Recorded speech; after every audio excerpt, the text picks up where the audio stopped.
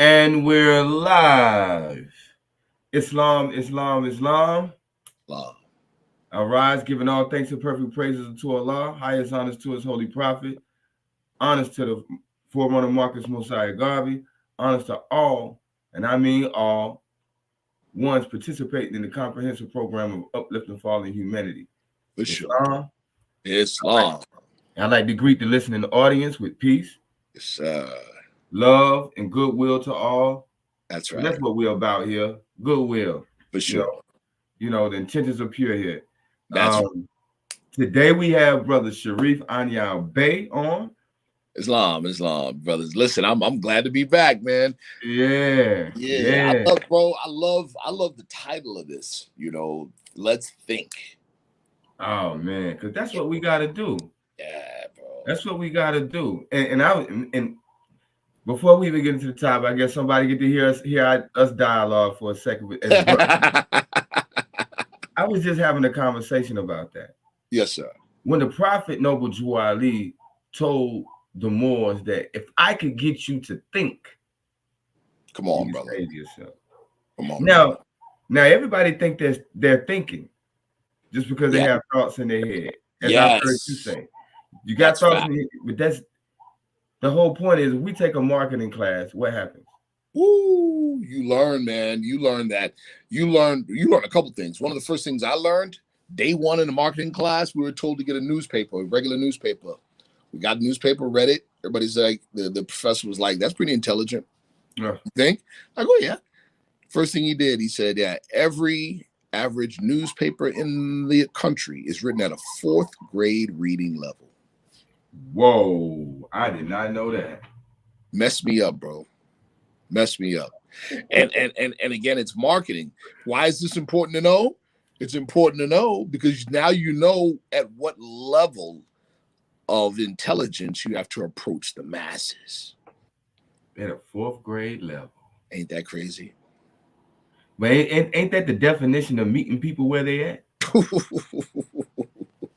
But how is it? How do you feel personally to realize that they're meeting you in the 4th grade? You know, especially when I'm a grown man. Right. Ain't that something?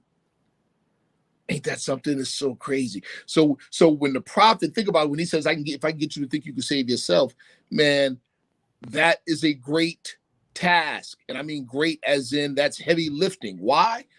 Because prophet taught us in chapter 1 of the Holy Quran of the Moorish side. First, before I even go any further, you rise giving praise to Allah, Almighty, eternal, incomprehensible, yet closer to you than your jugular vein. Honest to the last prophet in these days and times, the prophet sent to us, Prophet WWII, Savior of humanity.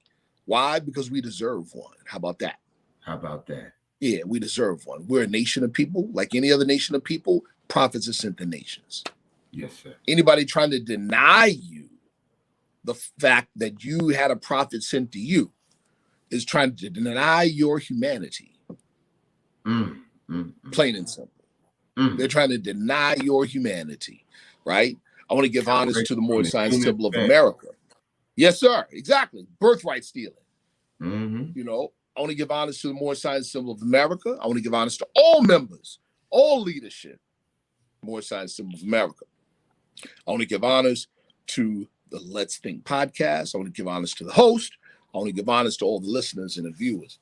So back on what I was saying, right, about thinking. Prophet Ali in chapter 1 teaches us, he says, without a foe, a soldier never knows his strength. And thought must be developed by the exercise of strength. The exercise of thought. Do you see what I'm saying? So the idea of getting us to think means stand up and put them gloves on and start throwing blows at your devil. Yes, sir. Because your devil, the one you got inside, is telling you to sit back, chill, and flip the channels on the TV. He's trying to get you not to think. Yes, sir. Yes, trying to get you not to think. See? So, okay, since we on thinking, because this thinking thing, this question that you just asked, Yes, because sir. it's going to segue right into our topic today. Yes, sir. Because in order to even be able to indulge in the dialogue that we're about to have shortly, right, one must have the ability to think outside of Occidental come on, brother. ideals. Come on, brother. It's the truth. That's right. So I'm gonna ask you this: what does it mean to think? Woo. All right. Wow. Prophet Drew Ali teaches us about the soul of man. He says, thinking, understanding, reasoning, and willing. Call these not the soul. They are its actions. They are not its essence. Right? So the soul, based on Prophet Drew Ali's teachings, right? If we could take it further, but I'm gonna root myself to those teachings and then go from those teachings onward. Now, that being said,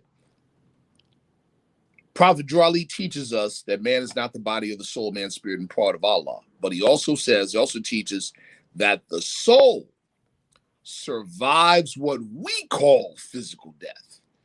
The soul is prenatal and post-mortem. Wow. So it's immortal. There you go. How about that? You see, the soul itself survives incarnation after incarnation after incarnation. Bro, right?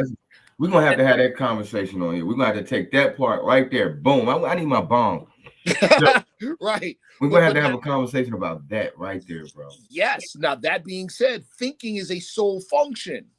So this is one of the things people don't get, I don't think.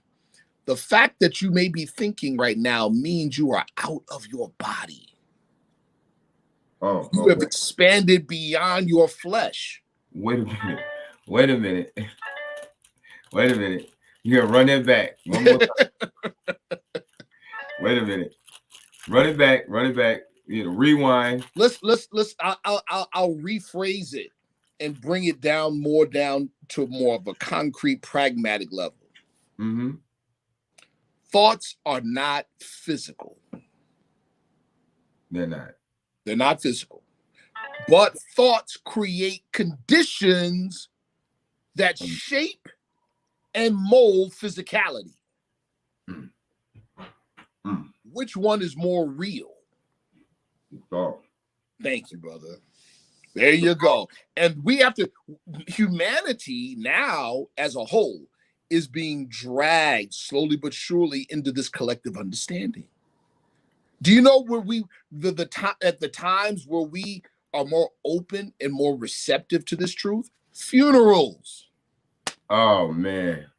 No wonder. I was just finna say, I've been hearing this type of concept come out of a lot of people in the church these days. Yes. My stepmother being one. Yes. Why? Because of our grief of losing a loved one. But we're so stuck on physicality. When we lose that, when you're looking in that casket and you see the physical body, it's no longer but you know that the person you care about and love for is no longer there.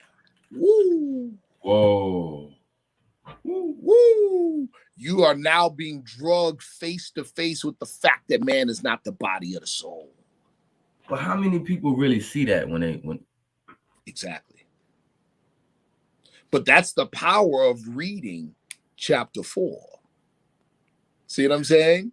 That's the power of reading chapter 4 or at least acquainting those who have lost a loved one with the teachings of Matheno to John the Harbinger about death, holy ministry of death. You see what I'm saying? Because it soothes them. It's like, no. Memory is a soul function.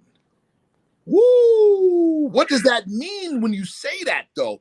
If memory is a soul function, then when we say, oh, they live on in my memory, that's real. It's not fake. It's not imaginary. It's not spooky. It's real. Bro, but see, it's the level of perception. Yes. That matters. Yes. Like, I'm going to keep it real with you, brother. Yes, sir. What you just said. Yes. I'm going to go ponder that. Praise the Lord. Praise the Lord. Because though we tend to say that we're familiar, yes, with a particular concept, yes, without contemplation and pondering, it's like faith without works. come on, brother. Now it's deep. What you just said, that in some schools would be called contemplation is what some schools call a magical operation. This is why.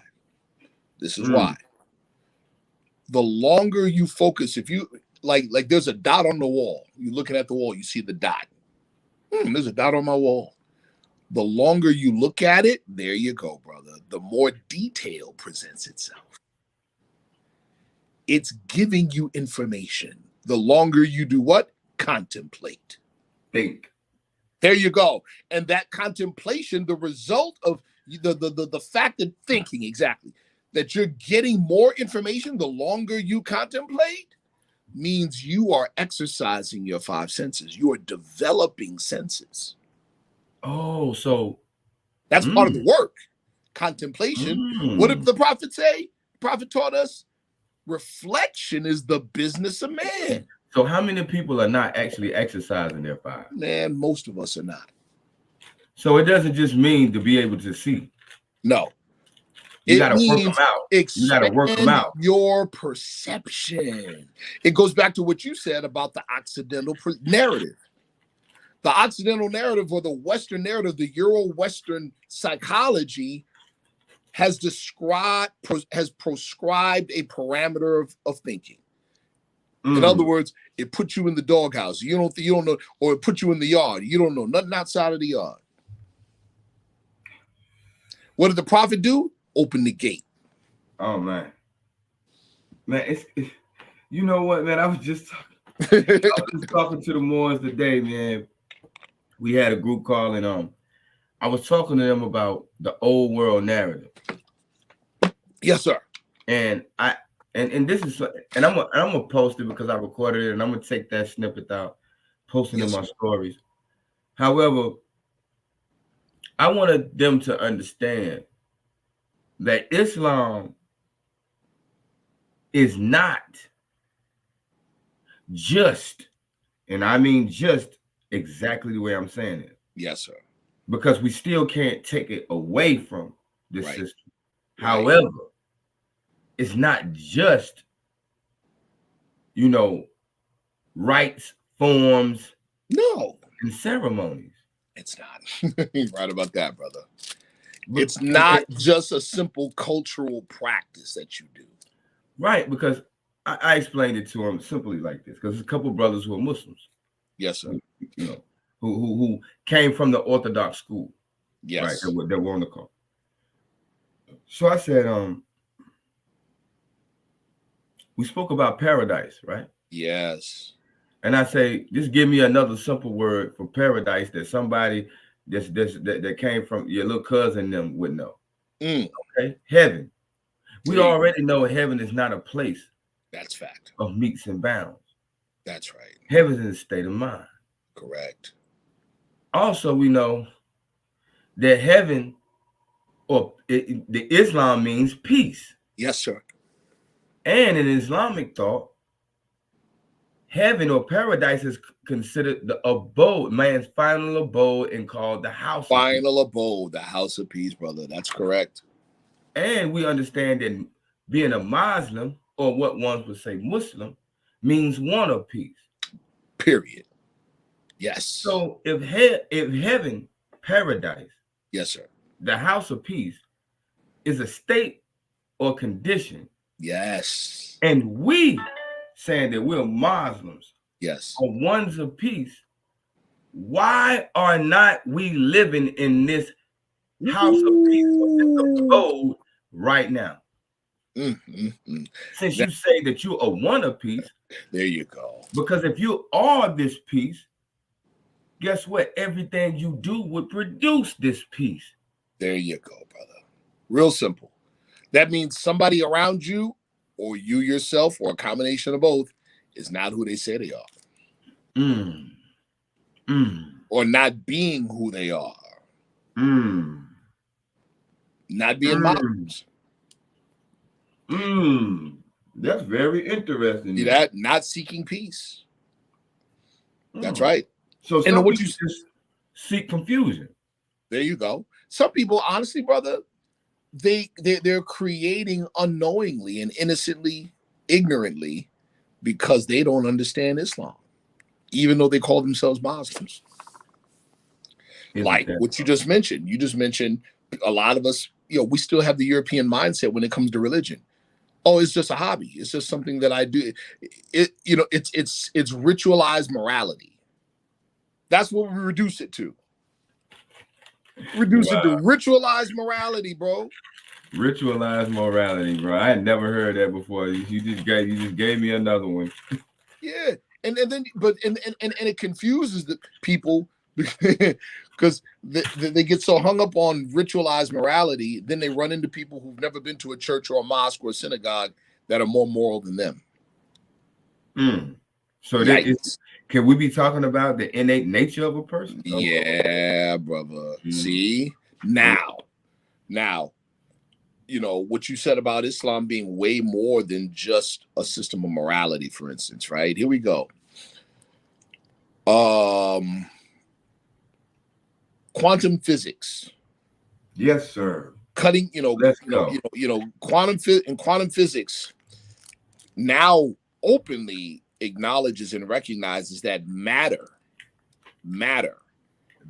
is just another form of energy. It's just slowed down energy. So they understand what the prophet said. Thank you, brother. And also not just that, follow me. If matter is that, it's nothing but slowed down energy, then what are they acknowledging in terms of manifestation? All things are one. Yes. That's Islamic thought, brother. That's Islamic thought. Islam means peace, and mathematically, peace is the resolution of opposites. Brother, it's the 47 problem of Euclid. See? It's resolving the opposites. The solution's always found in the middle. The middle path. Resolution. How about that, brother? How about that? And appearances are inconsequential ultimately. Why? Because they're just different manifestations of the one. And they're appearing to be. Thank you. That is why the science of alchemy in Islam, it makes perfect sense. Even in the literal sense of turning lead into gold. Why? Because they're just two manifestations of one thing. That's how the lead can become gold. Ta-da. And scientists are now doing it. Brother, listen, there's a European by the name of John Rayhart. Y'all can look him up. Rahart. John Rayhart is a straight European Poindexter scientist. He's not necessarily a spiritualist guy. Don't belong to any secret organizations, anything like that. Bro, he's done the research and the experimentation along with him and some of his other colleagues. Brother, listen. They took these brown beer bottles, a certain amount of beer bottles. Beer bottles? Listen to what I'm telling you. Pulled out of those beer bottles the high spin, the monoatomic gold in those beer bottles. That shows no gold, but they were able to pull the monoatomic gold out and then reverse the process by firing pulse microwaves at the monoatomic gold so that it lost its high spin state and returned back to metal gold. They distilled out of these brown beer bottles about $300 of pure gold. Man, get out of here. Yeah. Do you listening audience hold on. Listening audience, do we understand what we just heard? Bro, it's real. The name is John. Look him up. You can because a lot of people do the YouTube thing. Look up John Rayhart, Rahart. He's got a couple lectures where he's speaking up to a lot of these things. It's simple. Simple stuff. But again, like I said, he's a quantum physicist, but he's demonstrating. Let me tell you what he's demonstrating. He's demonstrating that what our prophet brought to us, which is going to lead me to the next thing I wanted to speak about. He's demonstrating that what our prophet brought us as religious doctrine is cutting edge ethnology, cutting edge sociology, cutting edge quantum physics. Come on, man. So that's what he brought to us as religious doctrine. The science. Thank you, brother. Thank you. So, I have a question, right? Yes, sir. Because you said quantum physics. Yes. Now, when you say quantum physics, we can take that in so many directions. A lot of directions, brother. But I want to ask this one. Yes, sir. And we're gonna get on right into the subject. Go ahead. Of the cast tonight, right? Yes, sir. Right now, and you know, brother man, you know, I'm an observer. Yes, sir. So I pay attention to what the world talks about. Absolutely. And right now, the world is talking about the so-called UFO phenomenon. It's fact. It's going crazy again. But man, you talked about this a couple years ago, and yes, we said we knew that, you know, it was going to come a time where this was going, you know. Absolutely, research. brother. Absolutely, brother. Absolutely. So we had the title of the show is Otherworldism. Yes. Now, you know, we got otherworldism or we got off-worldism, however you want to phrase it. However you want to phrase it. Yes, sir. But I need you to do something for me. I would like for you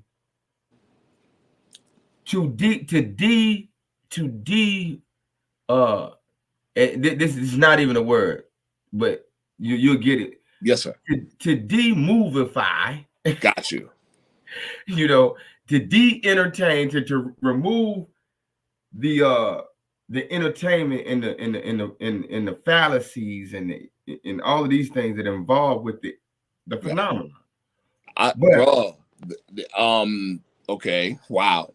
So one of my as you know this, but I'll let the audience know, you know, one of the ways in which the way that I ended up being involved with certain secret organizations was through ufology, through my personal interest in ufology, and then studying top ufologists.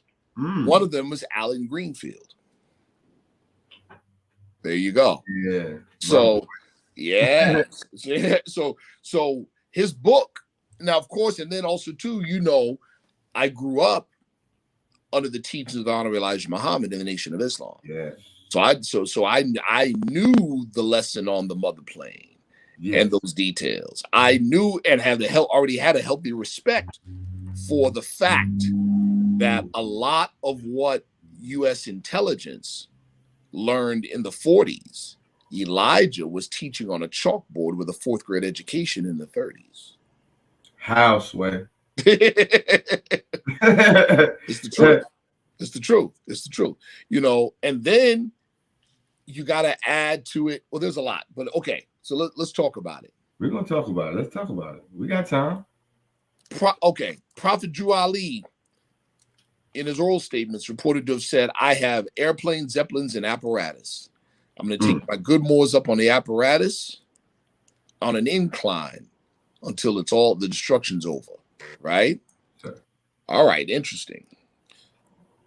Prophet passes form in 1929.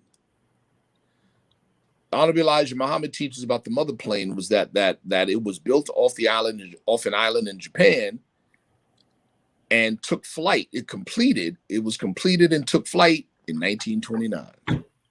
Whoa. Now, the prophet Jesus, and this goes back to what I said before too about the way we study. Real secrets are not cookbook style. Here, we just hand it to you and put it in your lap. Age of Aquarius, in terms of secrets, means that now they're available to you, but you got to dig. It doesn't mean that somebody just gift wraps it. It's available, meaning you got to go get it, right? This is important. It's not just gift wrap. Here you go. Nah, you got to dig for it. So when the prophet, through the Holy Quran of the Moorish Science Temple of America, talks about how Jesus and Lamas were reading books in India, and they talk, and then gives the names of some of them, like the Vedas and like the Avesta. What's that telling us if we're studious? It's telling us get off our backside and go read those books. Investigate them. Yes. And when you read the Avesta, what do you find? You find detailed technical details of craft that fly in space, in the air, in the atmosphere, and underwater, called Vimana. Oh, man. Now, they even go down to the details, even get down to the type of propulsion system. Said they used a mercury vortex system. Liquid mercury. This is what they say, brother. Hold on.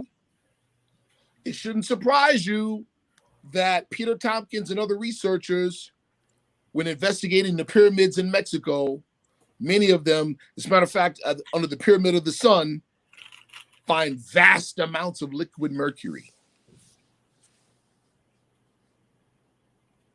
And they can't figure out what it was for. I'm sorry for the faces, man. They can't figure out what it was for. See what I'm saying? So this technology is ancient. Well, if it's, wait a minute, Brother Sharif, you're saying it's ancient. How is it ancient if we're just now? Here's the answer to that question. Remember what you said, brother, about narratives? Mm-hmm. The European psychology has us thinking linearly in a straight line. Right. What did Elihu and Salome teach Mary and Elizabeth in chapter 2? We measure time. Who's the we, though? See, he said we measure time by cycle age. Not us. Right. We, the illuminated, the enlightened, measure time by cycle ages. And the gate to every age redeem a milestone in the journey of the race. Meaning, guess what?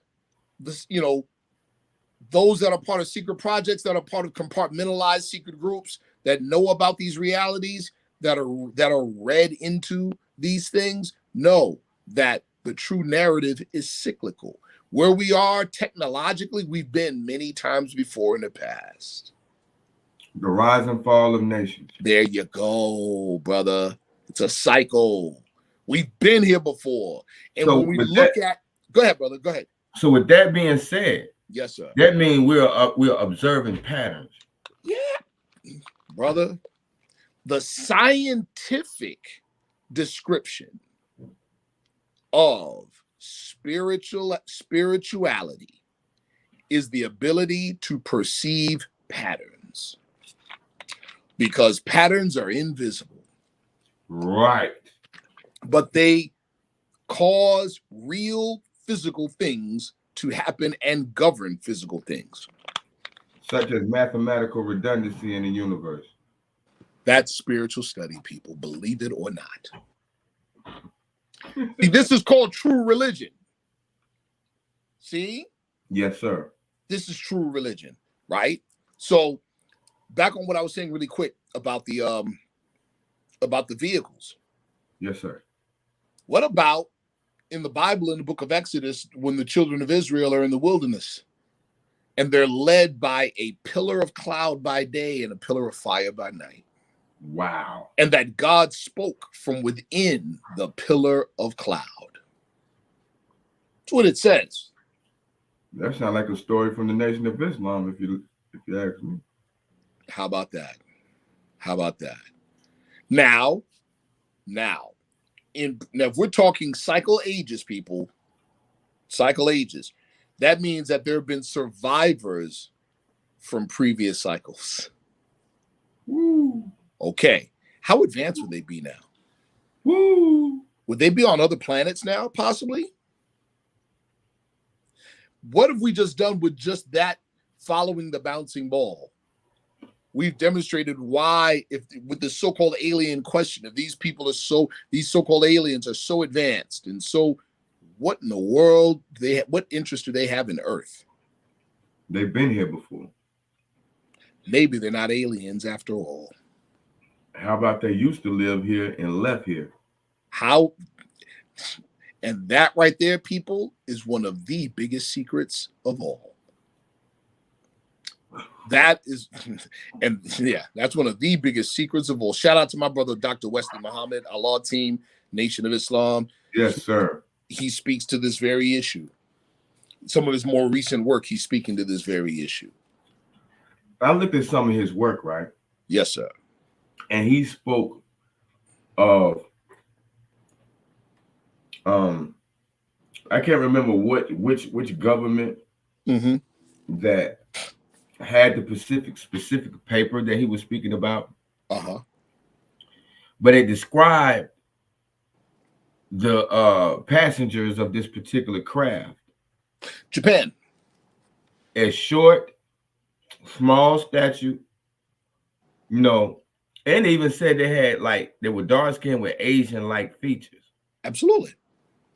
You know what that made me think about? What's that? And this is probably left field. It's just not saying that it even makes any sense. Yes, sir. It made me think of the Twa people. Brother, let me throw this one at you. Yes. My friend Alan Greenfield, right? Mm-hmm. You know, he long suspected, because again, simultaneously being a career occultist, you know, he was a top official with the OTO, Crowley and OTO. And he was a top UFO researcher. For a long time, he suspected that there might be some kind of connection. And sure enough, you know, through there was a particular, I won't go into all the details, but there was a particular code, like a cipher code, a Kabbalistic cipher code based on the English letters. Wow. That was transmitted to Aleister Crowley in 1904 in Egypt. But Crowley couldn't decipher it. It was later deciphered by Crowley, one of Crowley's students, Charles Stansfield Jones. But it wasn't made workable until later, you know, until much later with the advent of computers. Now, when it was made workable, this code, they called it the New Eon English Kabbalah number 6. That's what they called it.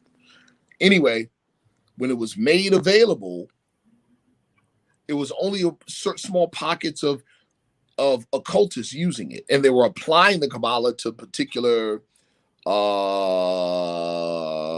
spiritual names of demons or names of whatever. That's what they did. Yeah, yes, sir. Well, my friend Alan said, he's always noticed that what they call in the UFO world high strangeness, especially a lot of the encounters where an alien meets regular unsuspecting human, right? There's always this grandiose thing of ship lands, aliens come out, whatever, right? Only to do what? Give their name, maybe the planet they came from, and then some general message of peace. Wait a minute, you did all of this just to give me your funny name from a funny planet? So then he began to suspect maybe there's a code being communicated with the funny names. So he starts applying the names of aliens to this Kabbalah code and literally cracked the code. That's what you call thinking. Brother, he cracked the code as in he found the way that those behind the UFO phenomena are communicating. Oh. To the point, brother, where he was able to, he and others have been able to even intervene on close encounters or intervene on landing events and things of that nature. Hold on. Yeah. I'm not going to let you get away with that one. Excuse me, people, if you hear me chewing a little bit, I'm breaking fast. Ramadan Mubarak. Ramadan Mubarak. Been fasting all day. Got to get me a couple in right quick. For sure, for sure. But I can't let you get away with that. Brother, elaborate on that. Sure, sure. So what we know, and we know this from his perspective, but we also know this from, we have a prophet. Yes, sir. All right. From time immemorial, there's always been a group or a body of men that have always had the knowledge of God. Mm. And they kept it behind the veil. Mm. In the Nation of Islam, they call it the 24 Scientists. Mm-hmm. Others call it the 7 Sages. Mm-hmm. Our brothers in the world, in the Shia world of Islam, 12 Imam. There you go. Or if it's the Ismailis, they say the 7er Islam. The 7er. 7 Sages. There you go. The 7ers. 7ers, right. So there's always been someone in the know about the UFO phenomena. Mm. Right? Mm-hmm. Okay. So the question is, how do you penetrate to gain access to those that are in the know? Mm. He found the way in which they were communicating and a way to decode the messages.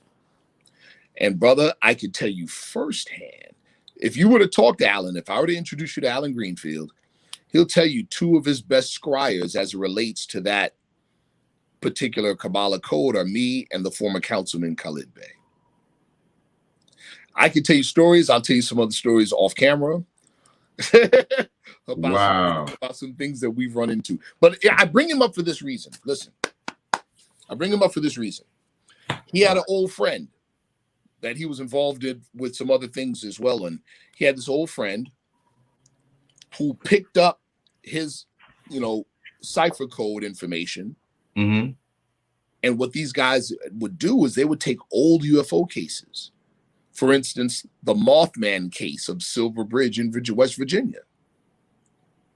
The Mothman, they did a movie called The Mothman, right? I do remember that, but I never watched it. The movie was pretty accurate, but it was a real thing. Okay. Well, what it was an apparition of this big Mothman flapping down Interstate 66, right? But it was an alien by the name of Indrid Cold. Yes. He had a name? But remember what I told you. Oh, and this is another thing that I want to point out to the viewers. Prior to 1961, all of the alien encounters with people, close encounters, the aliens looked perfectly human.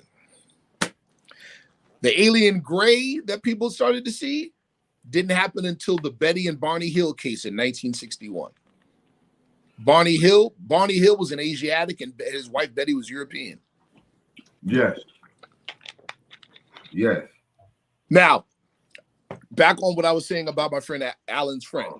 Hey, yo, when we get off the stream, So listen, and what ended up happening, the apparition of the Mothman apparition was basically a harbinger. It was foretelling of an upcoming disaster. And the disaster actually took place. It was called the Silver Bridge Incident, where there were people on a bridge in West Virginia and the bridge collapsed. Now, this alien, Indrid Cold, notice I put it in quotes. Mm-hmm. He was what because ufologists have different classifications. They've got reptilians, insectoids, all the different kinds of so-called aliens, right? Mm-hmm. They called him, they said he's categorized as what they call the blondes. The blondes, right? They look like humans. So anyway, it's funny. So Alan is interviewing this friend. Definitely makes me think of something. Yes. So Alan is interviewing this friend, And he used the code information and the things that Indrid Cold reported, you know, in his encounter with the other people. He used that information, ran it through the code, and literally found the man's address. Now, here's where it gets deep, brother. He knocks on the door, and he says, the man shows up, and of course, he fits the description of an alien blonde, he said, with one big exception. And Alan says this, brother. Wallahi, brother. Alan says, let me guess, he was black. And his friend said he was a Moor. Wow. Where's the bombs? That was it. For real. Where's the bombs? Right. He was a Moor.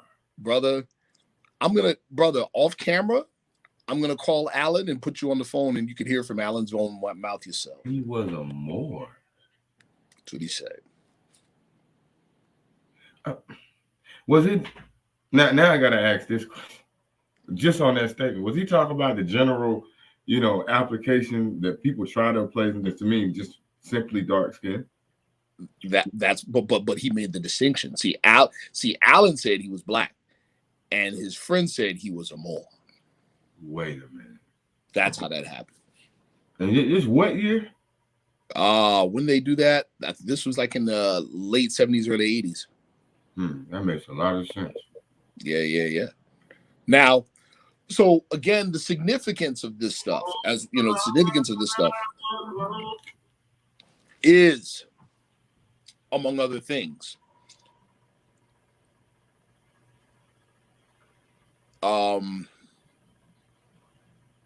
what we would call other world, right? Well, that's man himself. Okay, talk to us about that. Man is not the body, the soul. Man's spirit and part of Allah. So he ain't in the manifest world. Come on, brother. And now I'm glad you see. You know exactly where I'm going. Here we go. If man is not the body, the soul, man's spirit and part of Allah, right?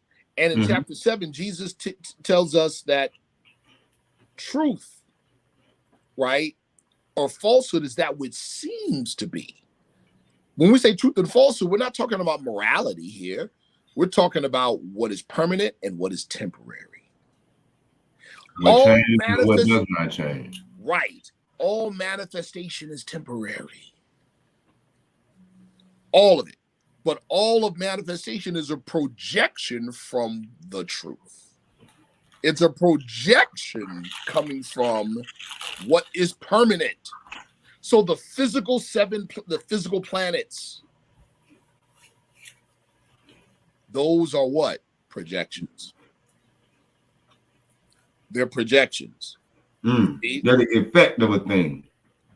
They're, brother, Richard Hoagland of Jet Propulsion's laboratory in the early 90s doing a presentation at the United Nations says literally that, and says that now we have scientific proof that at least one planet in the solar system is operating on multiple planes simultaneously. Whoa. He said that in 91 about the planet Saturn. So if the planet Saturn is doing that, what is man doing? Come on, brother. You see what I'm saying? You're starting to see this? So man himself is what we would call ultra-terrestrial. That is the topic. That is the term now used to describe so-called aliens. It's not so much as a matter of them coming from different physical planets. Okay, maybe, maybe not. Fine. It's different dimensions, different ether planes, brother. Chapter 11 deals with otherworldism. Don't tell them that. No. This gonna be a whole nother. hey ho, no. Like brother, we're still trying to figure out what this thing is, man. Hey, look, how Kevin Hart said no.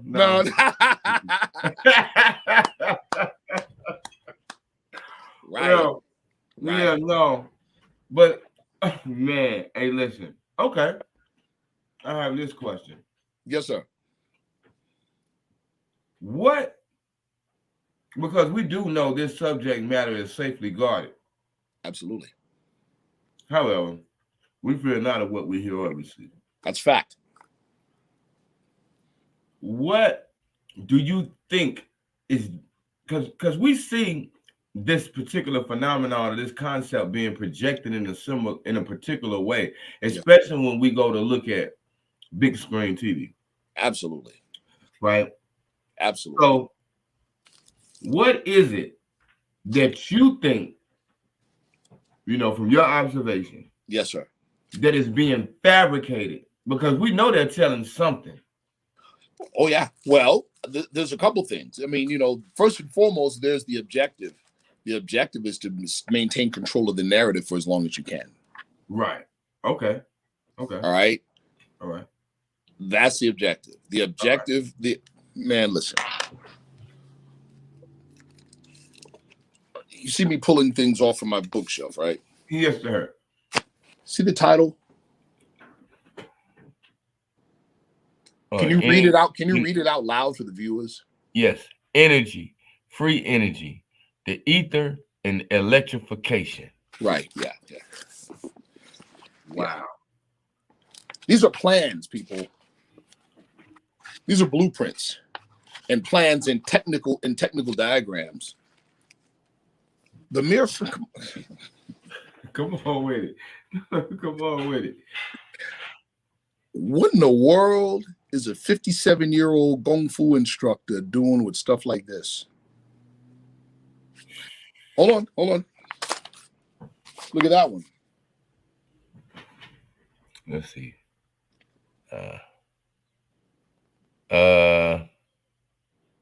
What does it say? Something.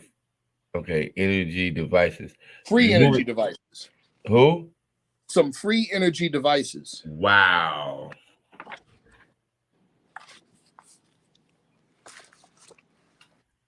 Right. You know what I think? And I don't even know what, bro. Here's my point. Let me just share this. Why am I bringing this stuff up? Here we go. The mere fact that things like that are available to the average rank and file individual or the average individual who might be looking for it demonstrates we already live in post-disclosure times, people. The hereafter is here. There you go. The hereafter is here, people. I wanted you to explain what disclosure is. Yes. Disclosure is today from the UFO UAP perspective, using that vernacular, it's what religious people would call the hereafter or judgment. It's what religious people would call judgment. It's what in the book of Revelation, 7th chapter, or the 7th chapter, where it says, in the days of the seventh angel, when the seventh angel shall sound his trumpet, the mystery of God will be revealed. Well, we know who. Disclosure is the war of Armageddon, is judgment, it's the end of time and the fulfillment of prophecy. Okay? Jesus said he would come like a thief in the night. Meaning most of you won't even know he was here and gone. WWII. There you go. And now with that comes what? A determined idea. That determined idea is here. The hereafter is here. The fact that we have a religious, listen, one of the biggest issues that the powers that be in the status quo has with disclosure, saying we're not, United States is like, nope, we're not disclosing nothing. Brazil already opened their books. Mexico already opened their books. Other nations have opened their books on their top secret UFO stuff. The United States is not having it. They're not doing it. Okay? They're not disclosing. Now, why? You see? Why? It's because they got the most to lose. Right? They got the most to lose. And so, listen, when we say the end of the world, That's not the term. That is the linear Eurocentric term, world. Take out world, replace it with age. End of an age. The end of an age, people. We're witnessing it with our own eyes. We're witnessing it with our own eyes, people. Okay? And so the resistance to disclosure is trying to prolong the end of this age. There we go. Trying to prolong it, people. There we go. You see what I'm saying? But here's the thing. And also too, to maintain the narrative, but you know that you are not in control of the phenomenon. You're only in control of the minds of the masses. So so you tell it the way you want them to hear it. The last thing you want, listen, I'm just going to say it. The last thing, listen close. The last thing you want people thinking or even contemplating is that the intelligence behind those circular craft, oh man, don't say it, might have something to do with the identity of the lost, found, of the fallen Asiatic sons and daughters of North America.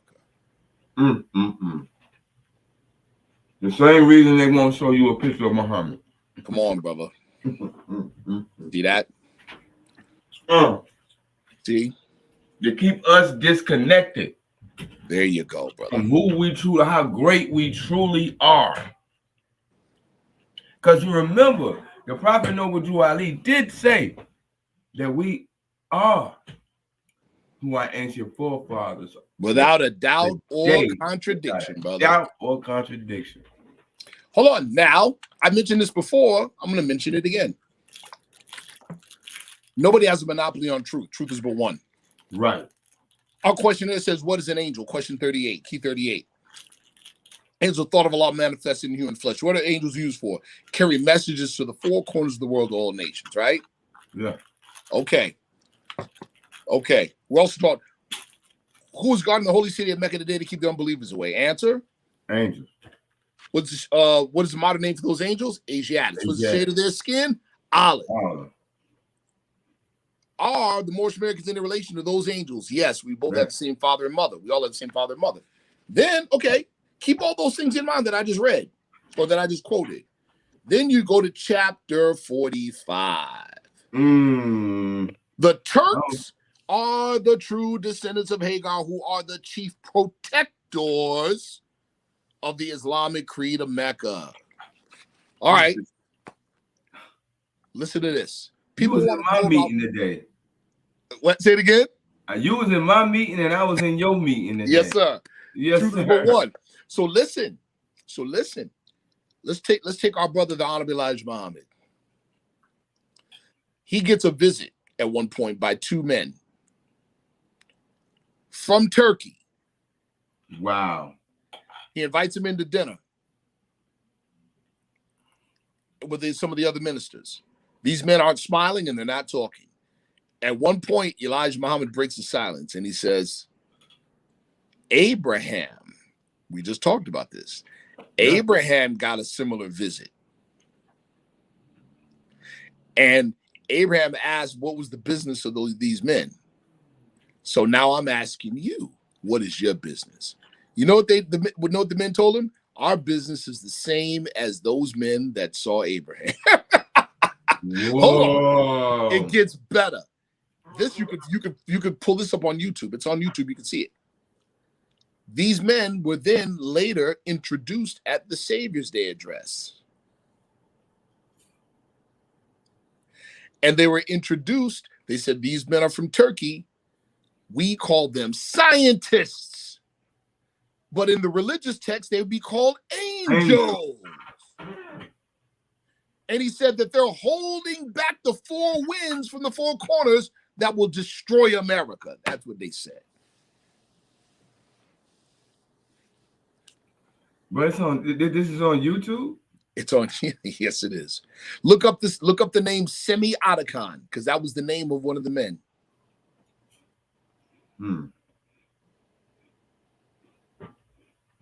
People want to see a connection between the nation and then the Moorish science of America. There you go. There's one.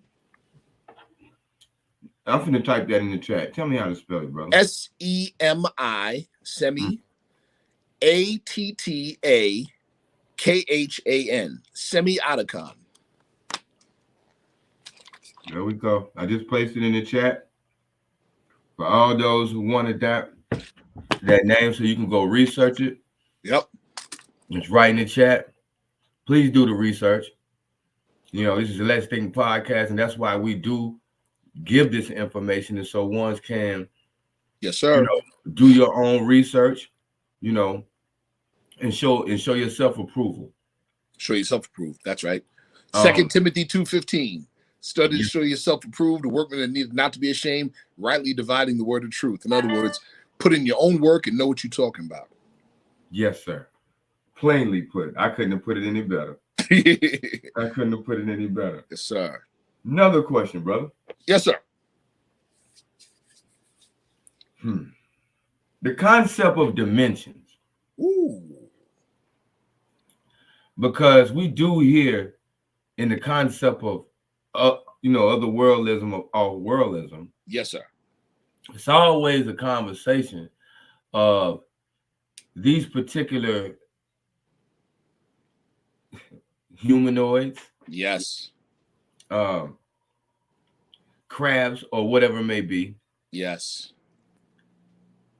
Come from another dimension. Where does that ideal come from?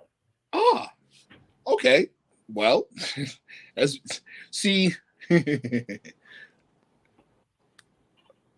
like, okay, man, this is deep. When the prophet teaches us, he says, wouldst thou raise thy thoughts to infinite wisdom? Mm-hmm. Well, raise is the word raise and elevate are synonymous. Mm-hmm. But that elevation is not a matter of altitude. It's a matter of amplitude. It's a matter of, so to go high. The raising of consciousness. That's travel, brother. Okay. See? Yeah. We're so locked into the flesh. We're so locked into the flesh, we think that this flesh is going to be a part of a higher dimension. No. 3D is a dimension. Length, width, height. Physicality. Yeah. That's a dimension. What about depth? Thought is a dimension.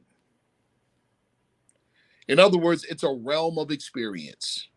Emotion is a subdimension. It's a realm of experience. Intellect is a subdimension. It's a realm of experience. There we go. See? There we go. Those are worlds. There's an intellectual world. There's an emotional world. We take part in all of these worlds. The Lord of all the worlds. Come on, brother. But what happened with the fall of man? Man fell not alone.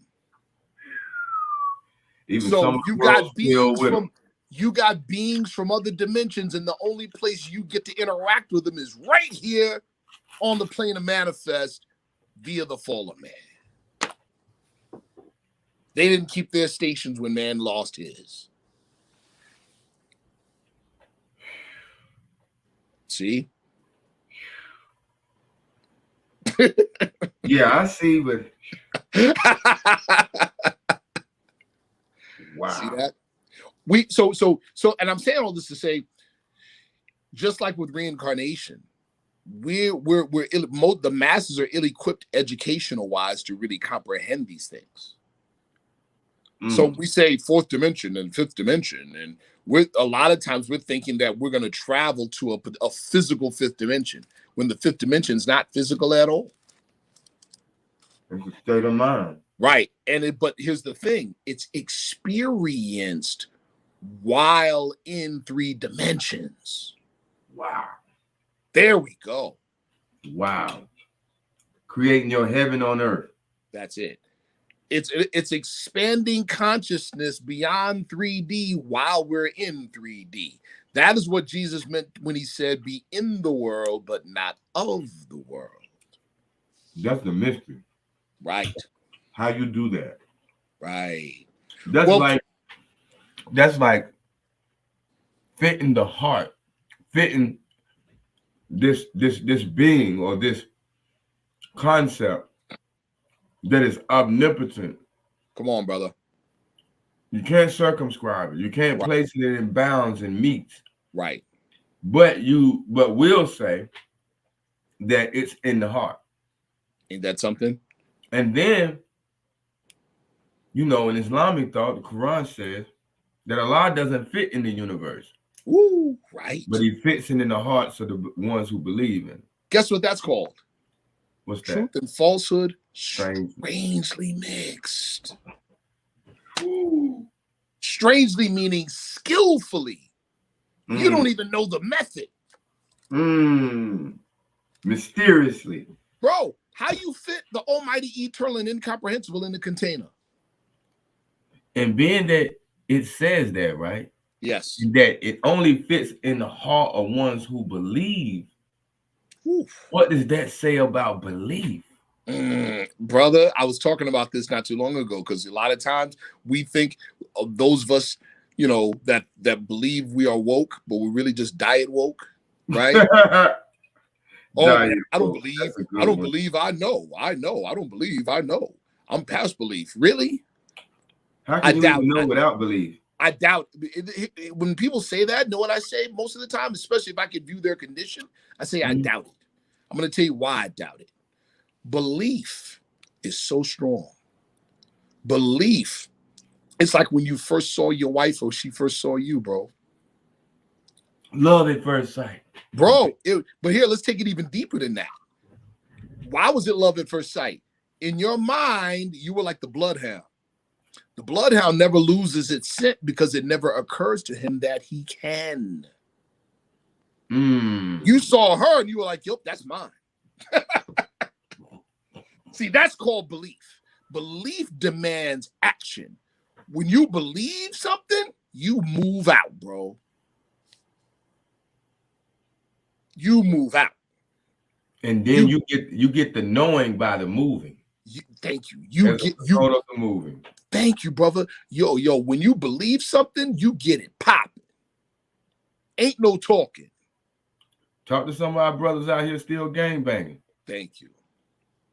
See, you believe it. So that's you. It's like the way my Kung Fu instructor said it, he said it like this. He said, belief is not a thought that the mind possesses.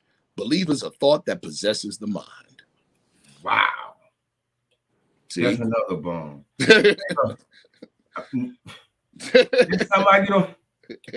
I'm gonna go ahead and give me some bombs around here. Where's Brother Ron LMT at? I know, right? You with some bombs, brother.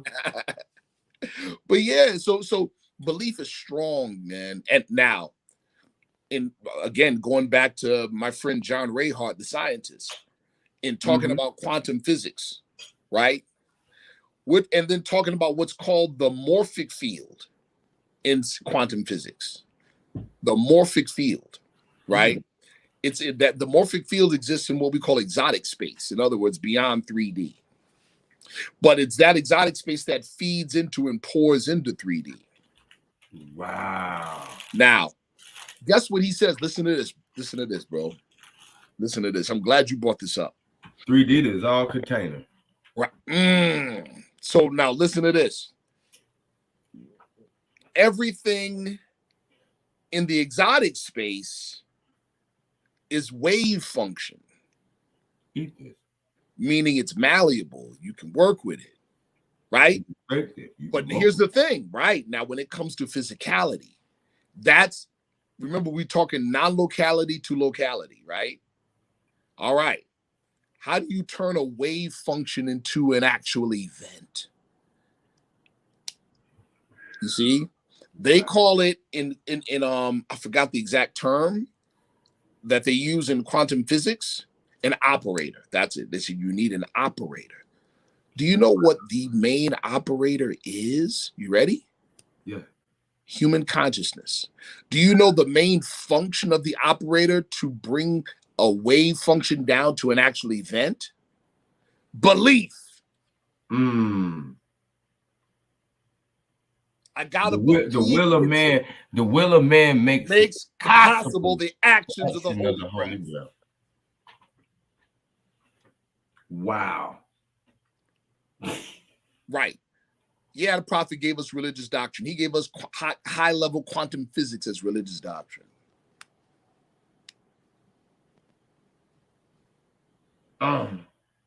See? Wow. Yeah. Yeah. Ain't that crazy? Okay. Now, I think we stretched everybody's consciousness a little bit. We could stretch it a little bit more. Here we go. Let's go. Let's go. All right. As a man thinketh, so is he. Okay. That means whatever I think, I can put it in my hand, right? Eventually. All right. And a number of secret orders. One in particular that I belong to. Okay. I'm just going to share this, right? They describe, listen close, people. Hold on. When he said this right here, he got they describe philosophies, different philosophies, as engines and machines that are operating on higher realms that induct energy from higher realms down to 3D use in our minds. You hear what I said? Certain philosophies serve as ways to transmit energy from higher planes and higher places down to the rate of atmosphere. Aligned man is one. Right. Wisdom speaks from the highest plane of spirit life. Now, so he's saying philosophies are basically, certain philosophies function as occult machines. In other words, machine on a higher realm. Now, if a philosophy is a machine, right? And we know that vibration can be raised or lowered like an octave. You're in the music. You have a high C and you have a low C. Yes, sir. And the law of resonance is as above, so below. If I want to measure the ceiling, all I got to do is measure the floor. So if I've got a high, all I got to do to attract the high C is sing the low C. Whoa. So I can turn, listen close, bro. I can ideally turn a particular type of philosophy into a physical, mechanical contraption. Whoa.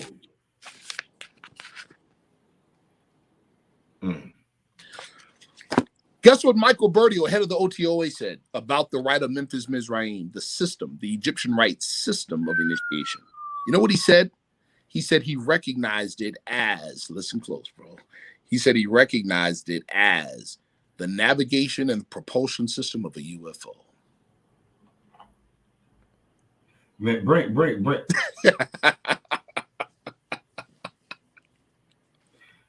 Hey, I'm 4 years old right now. Tell me that the way you would tell a 4-year-old that, if you could. No problem. Let's say I was talking to a 4-year-old.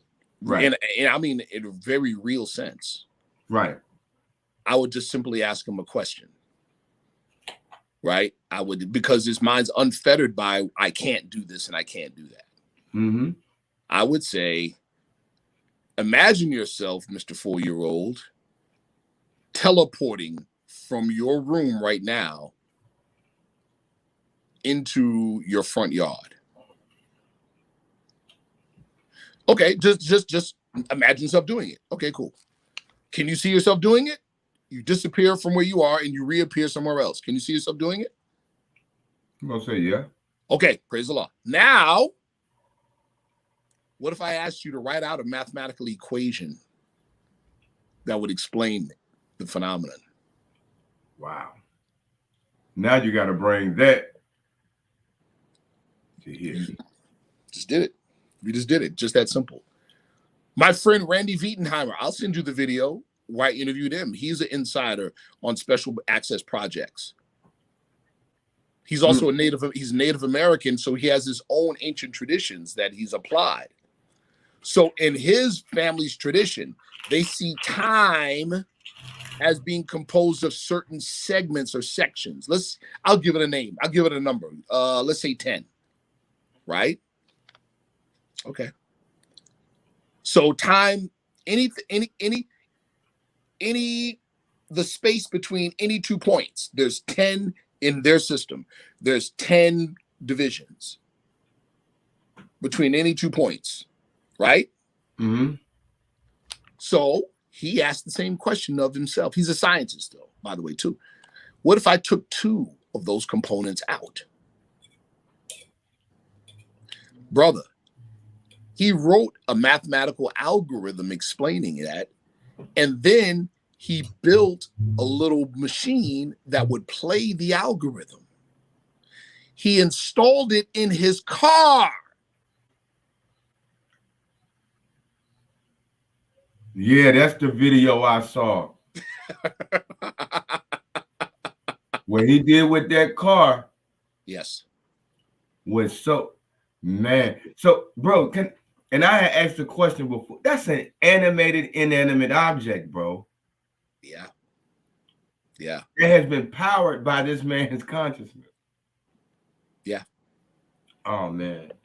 And so when he turned it on and it played the algorithm in his vehicle, a trip that would take 3 hours would take an hour. And then he tested it further because he was thinking maybe it was just playing tricks on his mind. So he did the same thing with his daughter in the car. Then he had other people experiment with it, see if they could duplicate it, and they could.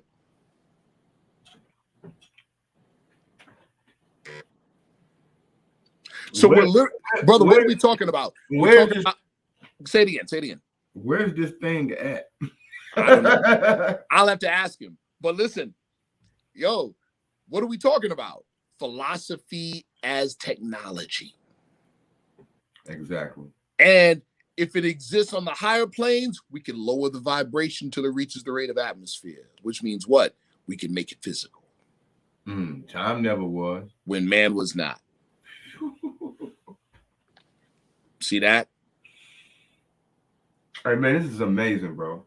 Yes, sir. Yes, sir. Brother, I'm out. One of the things just personally about me as a member of the Moorish movement, I'm out to demonstrate that what the Prophet brought us, man, we have no idea what he brought us. No idea. We're still trying to figure it out. That's a fact. It's that deep and that profound. That's a fact. When I can pull up, brother, a quantum physicist talking about the morphogenic field, in other words, a higher dimensional space where we have an energetic double. I'm talking his talk. And that energetic double informs our physicality on the order in which it is to operate. You know, a skin cell is a skin cell. It's not a brain cell. You get it? Right. And that's how when the body gets damaged, it can repair itself because we have that energetic double on that other side that carries the blueprint. It's only when the interface starts to break down and the cells can't get their instruction that we have things like cancer. So what is this interface? Well, okay, ask that question again because I wanted to finish that thought, but I definitely want to touch on it. Now, here's the thing. This is what this particular quantum physicist said, brother. And I posted, matter of fact, you saw the video. Yes, I posted it. Okay, you saw it. Yes, he said that this morphogenic field sets the order of things at the various levels of manifestation. He said, are crystals alive? He goes, well, if they're not, how are they forming themselves into perfect six-sided structures? He said, because the minerals have a domain, their dimension. And in their see that? Dimension of mineral. Every team and thought on his own Bro, it's chapter 11. Yes, sir. Yes, sir. Yes, sir. Exactly. This man just proved with quantum physics what Jesus said to Barata Rabo about the ether planes, about those 7 planes. And Jesus knew this 2,000 years ago. Ain't that crazy? Ain't that crazy? And then you got people that'll say they didn't have the technology. Man, come on, bro. Right. Like, but see and I'm just gonna add on a little bit. Yes, sir. This tells that it's a lot of people who say that they're woke that don't understand that the action or the act of the expansion or the constriction of consciousness. Come on, brother. Because the constriction is there. Why? Without a foe, a soldier never knows his strength. Of course, the constriction is there. You need that foe so that you could develop thought. So we talk about the possibility, and I'm just say the possibility. Yes, sir. Because if I say the fact, this will go crazy. So we're not the possibility. Yes, sir. That these ultra-terrestrials, yes, that are inhabiting these crafts. Yes, I'm here, brother. I'm here. Yes, sir. Yes, sir. That are inhabiting these crafts. Yes. Could have possibly dwelled or inhabited the planet Earth and decided to make an exodus. Yes. Absolutely. Absolutely. Can you speak to that thought? Just speak to the thought itself. Because a lot of people, because how the narrative that's been given to. We got green people, we got I know we all done seen Predator, we done seen right aliens, we done seen all type of particular expressions or visuals of this said phenomenon. Yes. Could you speak to that one aspect that they could have possibly, quite possibly, once inhabited this planet? Yeah. And let me add this in, could be our forefathers. Speak to that. Brother, you funny. Because the answer was in your question. Here, let's take it right down to chapter 1, the Holy Quran of the Moorish Scientism of America. Yes, sir. Right? Chapter 1. Let's take it right. Let's start with that, right? Page 5. And these soul attributes became a body beautiful. A multitude of lessons man must learn upon the plane of soul. And here he tarries many ages until his lessons are all learned. Yes, sir. Upon the boundary of the plane of soul, the ether began to vibrate slower still. And the essences took on a final guard, the perfumes and odors and the true sensations and the all of love were clothed in flesh, and man was clothed in flesh. Let's pause right there. If he learned all these lessons about being Lord of the plane of soul and the plane of things made manifest before he came to the manifest, did he come as some caveman naked running around in some cave somewhere?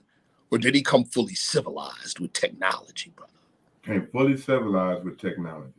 Now, okay. So when we look at the ancient Sumerians, which were the ancient Canaanites, when we look at them and we look at, people like Zechariah Sitchin's work or whatever, right? Mm-hmm. You're talking about a people that were already starfaring people. Not seafaring. Right. Starfaring people, because the plane of manifest is the plane of manifest. I don't care if it's 30 million light years from here, it's still the plane of manifest. Yes, sir. All right. See? So, these people pop up in history fully civilized, not developing from some primitive hunter-gatherers. No, they popped up with language, culture, just like that. See? And remember, that wasn't a first time, because how do we measure time? By cycling, epochs. Okay, now watch this. In the Noble Quran of Mecca, Surah 2, Surah Al-Baqarah, right? Yes. Where Allah says to the angels, he intends to create Khalifa in the earth, generations after generations. And we know Khalifa means successor, yes, but sir. Khalifa was the man, right? Yes. So the angels ask him, what would you do but would cause mischief in the shedding of blood? Hold, pause. What angels know about the mischief and shedding of blood? Evidently, it must have already happened before. We measure time by cycle. Hey, come on, brother. And listen, bro, you was in my Sunday school.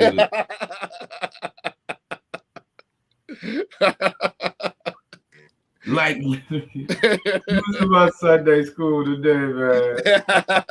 Yeah, listen, man, that must have been in your meeting. Hey, listen, they're showing you that, man, it's non-local. Come on, brother, that's a fact. Man, this is a clear demonstration, bro. Yes, because sir. I was speaking about things you spoke about. And vice versa. And vice versa. Yo, almost to the word, bro, to the letter. Yo, my members, you know what they call it? They call it ether jacking.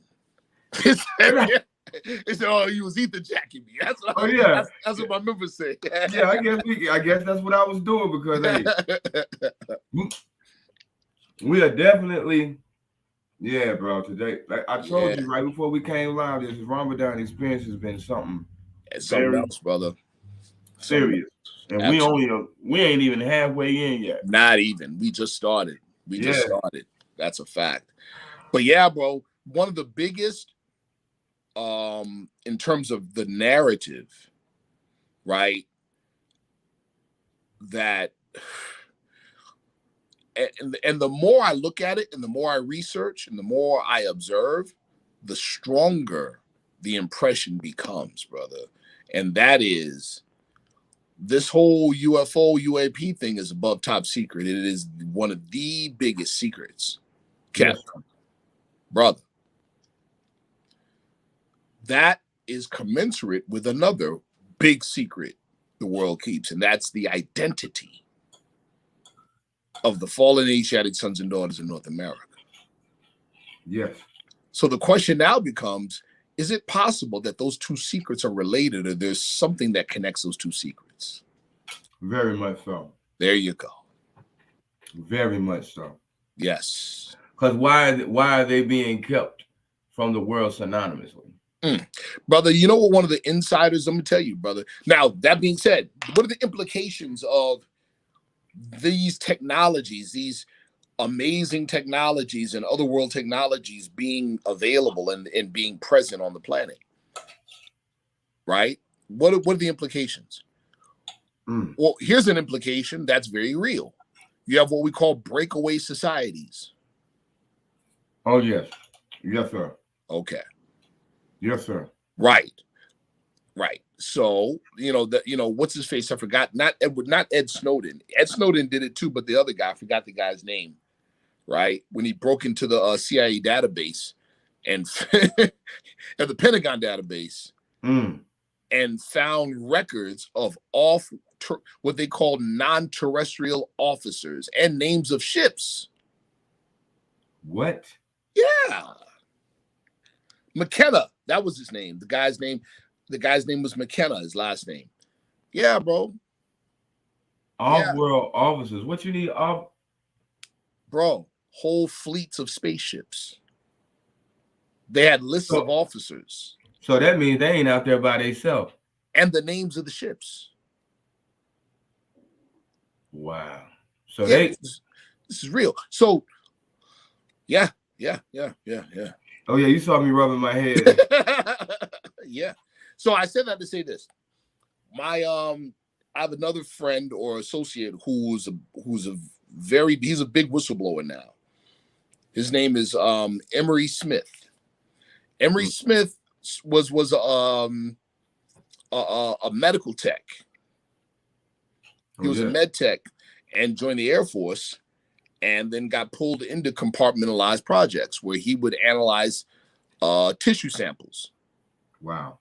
And those tissue samples ranged from, it started with small little tissue samples, and then as he began to gain more trust, went to larger tissue samples, to limbs, to whole bodies, to even working with living bodies. Right. See? And so, yeah, no, he talks about this at length. He talks about this stuff at length. Now, this goes back to your original question, okay? This is what he says. Now, this is him talking. He's saying that what they call the 5-star. He goes, now, of course, there's other quote-unquote alien types that, defy description. He goes, but the 5-star model, that's what he called it. The humanoid. Thank you. The arm, leg, arm, head, he said, is prevalent throughout the entire universe. So there's something standing erect. On legs. Legs, 2 arms, 2 legs. And a head. Yes, sir. That's off-world. Yep. He said it is extremely predominant. That means it's like it's the majority. Yes. That's what that means when you say that. More or less, that's right. Majority. That's right. That's right. Man, you over here turning my brain in the water, man. See? Just to contemplate some of this stuff, man. Yes, absolutely. It melts away it shatters old narratives. And that's the point, and that's the objective. What is it? Okay. Here's another one. I've read, right?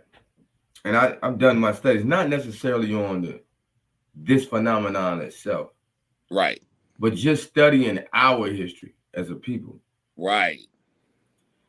And I noticed, and I was looking at some, and I may share them to my social media if I can find them.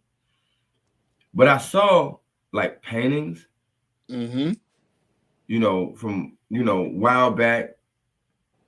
And if you pay attention to them, you would see spacecrafts in the background. Yep. Mm-hmm. But what does that say? For somebody to be able to paint a picture of another person and put one of those objects in the background. Right. What that said that was a common occurrence. Absolutely. That quite possibly, they saw these particular crafts just as much as we see airplanes today. Correct. So, brother, there was, Google this right now, and I want you to tell me what pops up. Okay. The Great Airship Scare, 1897. That sounds interesting. Mm-hmm. The Great Airship Scare. Yep. The Great Airship Scare, and the year 1897.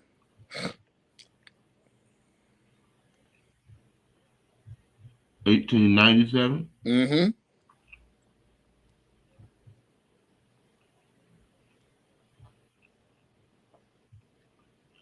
You might want to catch that because they got one of 2023. Mm-hmm. Wow, see this cycle ages. 1897. Oh, on February the 2nd, 1897, the Omaha Bee reported on an airship sighting over Hastings, Nebraska. Mm-hmm.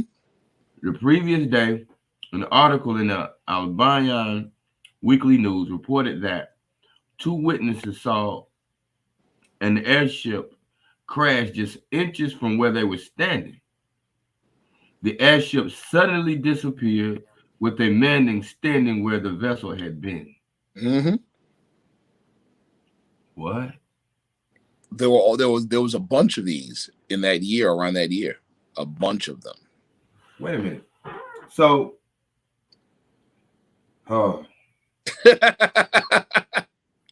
see, this is what happens when you gotta contemplate and ponder something like that. Like, wait a minute. Wait. Yeah. So, because you gotta ask yourself, the crab came, hit the ground, disappeared, and it was a man standing there. One of the things that kept being reported was that vehicles that made big vehicles that made either little noise or no noise at all were just appearing out of nowhere, and in some cases would land, and then they had these strange pilots. Yeah, this was in 1897. The big question is why you ain't never heard of this before. And bro, this is public information, right? It's public info.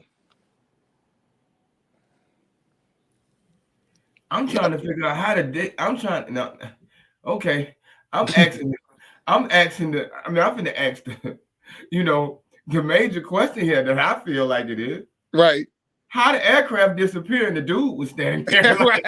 Exactly. Exactly. Right. Like what just happened here? Right. But guess not. Now, mind you, this was 1897, so it gives even greater context to the prophet's statement where he said, "I have airplanes, zeppelins, and apparatus." I have. See, you got to look at from the earth, from an earthly perspective, a mundane perspective. You got to look at people like the prophet and even Honorable Elijah Muhammad and be like, "Yo, who were they connected to know the stuff that they knew at the time they knew?" Exactly. I say that even today. That's fact. Who they know? What you know, it would make me be like, man, who is this? So right. Yeah, right. Man, very much so. Right. It's like, yo, who you connected to know these things? You see what I'm saying?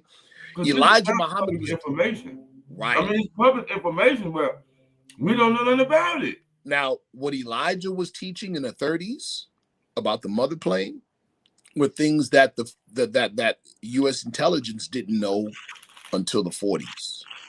And how is that? That's the truth, brother. Oh, yes, sir. When the FBI raided one of their temples, the chalkboard that he was using to teach on the mother plane, they didn't take pictures of what he took, what he wrote. They took the whole chalkboard. They took the whole chalkboard. Yeah. Yeah. Let me get this up off of you. Yeah. They took the whole chalkboard. Like, yeah. Yeah, you don't need this. Right. Man. So, but that. Yeah. You know what? Should I say it? I'm gonna think about it.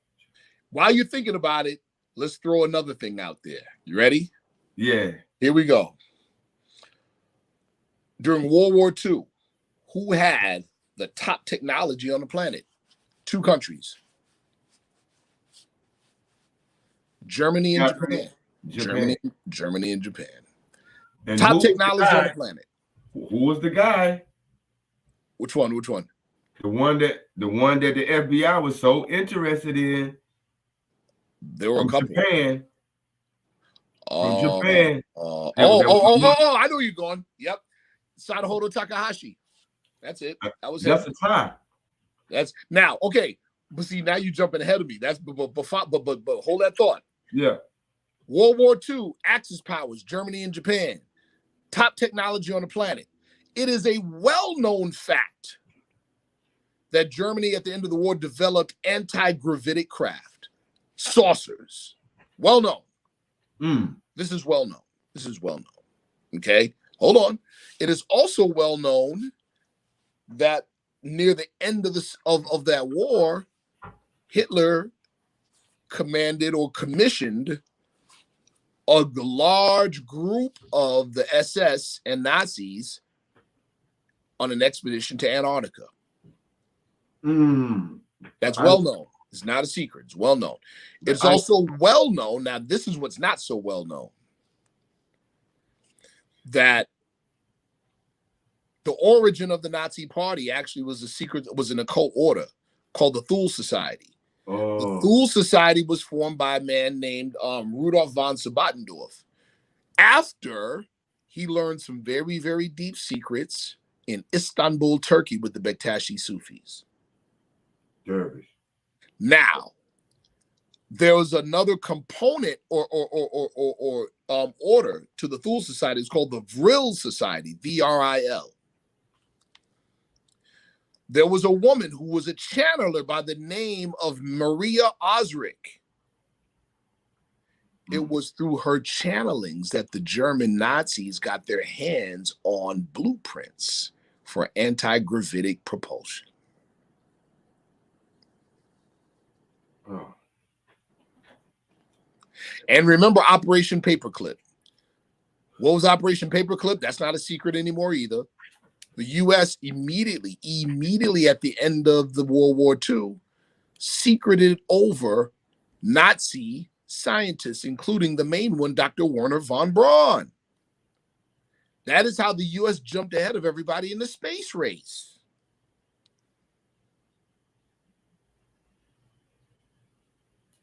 Oh. Yeah. Yeah. Oh. Yep. So this ain't too far-fetched when somebody say, you're gonna make me sound crazy right now, right?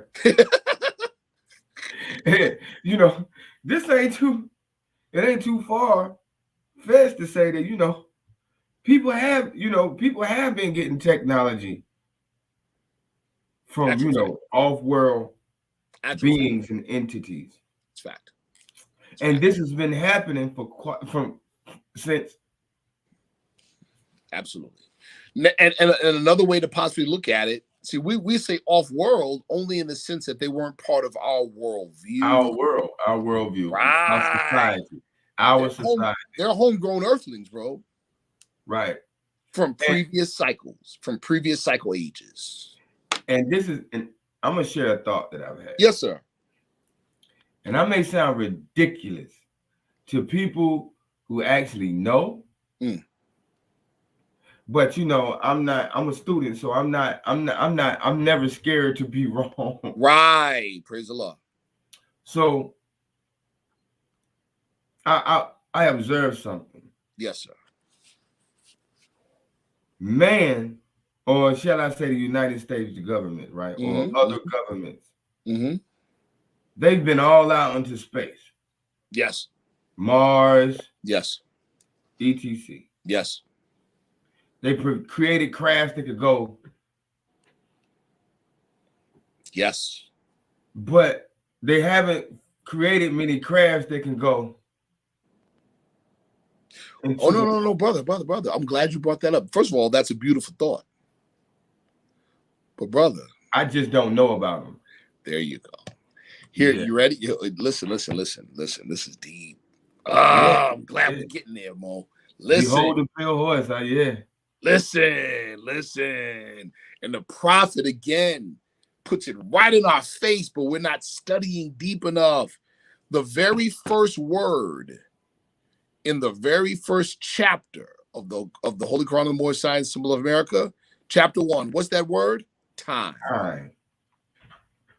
Meaning that should be a major focus of study for students of Prophet Ali, students of time.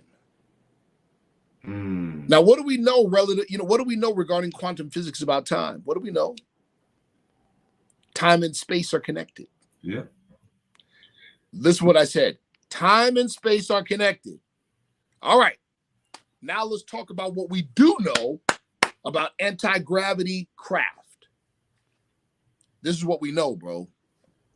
Gravity, right, is a consequence of a number of things, but one of them being electromagnetism. All right. When you have something traveling See, these so-called flying saucers, UFOs, UAPs, travel at speeds and then stop and then turn on right angles and all this other stuff. The G-forces would literally turn your body to jelly. Literally. So the question now becomes, how are they doing the impossible? Well, obviously it's possible because it's being observed. How do you explain the mechanics? How could there be a person inside there, a flesh and blood person inside one of those things, making those moves, and the person not just turned into jelly because of the G-forces, destroying them? Here's the answer. and there's tons of scientific articles on this now, talking about the possibility of traveling faster than light. Right? Listen, now we know we don't have to travel fast as light or approach light speeds. We don't have to. Here we go.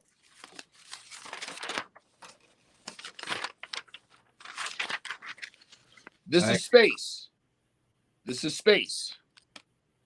This is point A. This is point B.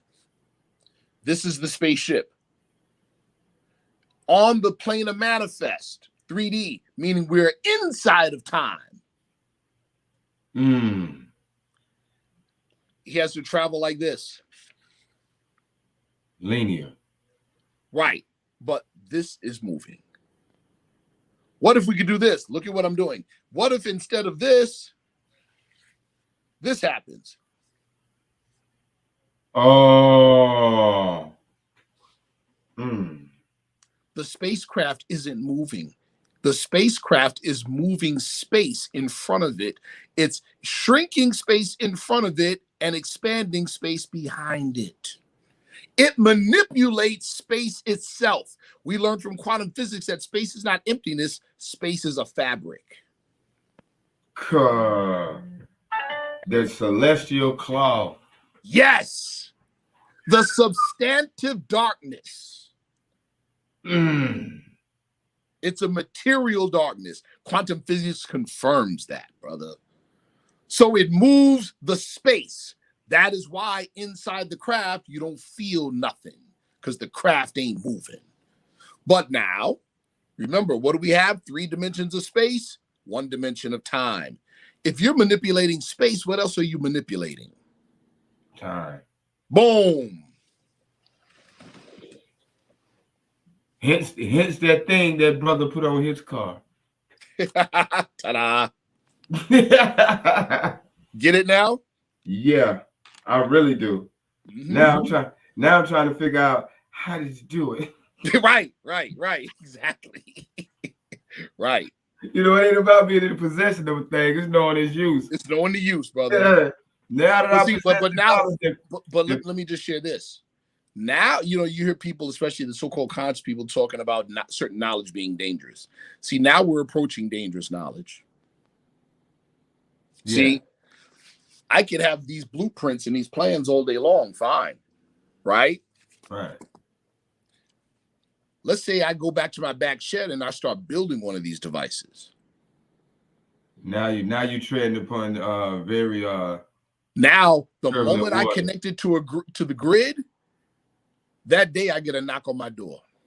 Immediately. It won't even be a second. Right. That day I get a knock on my door. Man. Yeah. That's why there's certain things. That's why the prophet said he says, there's certain things I can teach you that'll turn your brain to water. That's why the Honorable Elijah Muhammad, certain things he taught at his dinner table to the ministers, he said, do not teach this at your podium. They will kill you outright. See? And brother, I know these things to be true. Yes, sir. Yes, sir. I've had some experience that I think I explained to you. Yes, sir.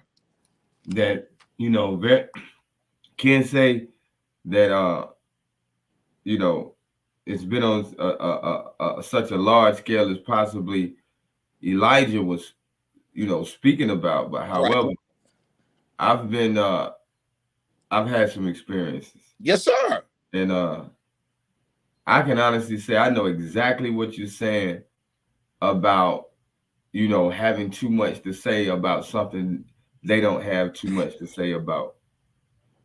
Let me tell you what my friend Emery Smith said. He's one of the insiders and the whistleblowers.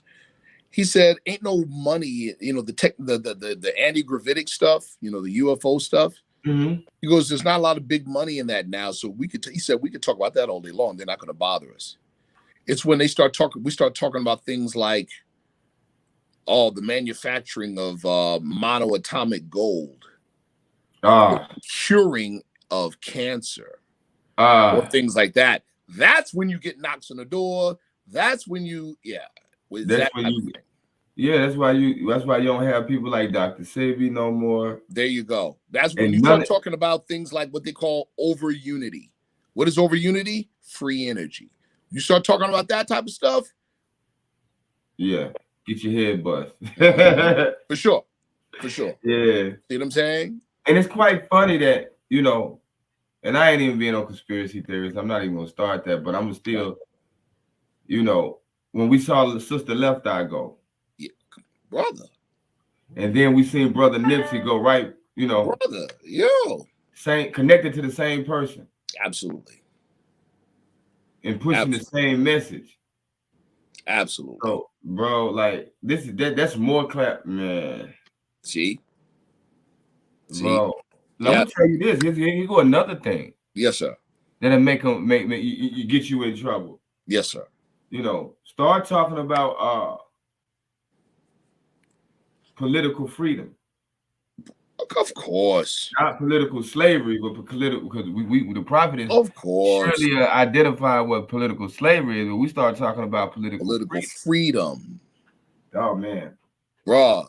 Now you all of these things, approach putting our finger in the soup bowl of the elite.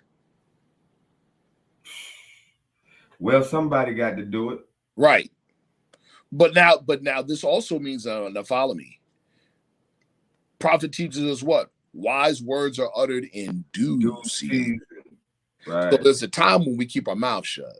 Oh yeah, bro. I know about that. You know what I'm saying? And we let Allah do the work. We let him fight. Yes, sir. Yeah. What I mean by somebody got to do it, at least somebody got to blow on the soup. No doubt, Mo. Even if you don't stir, we got at least, man. Hey, brother. Oh man, this conversation goes so.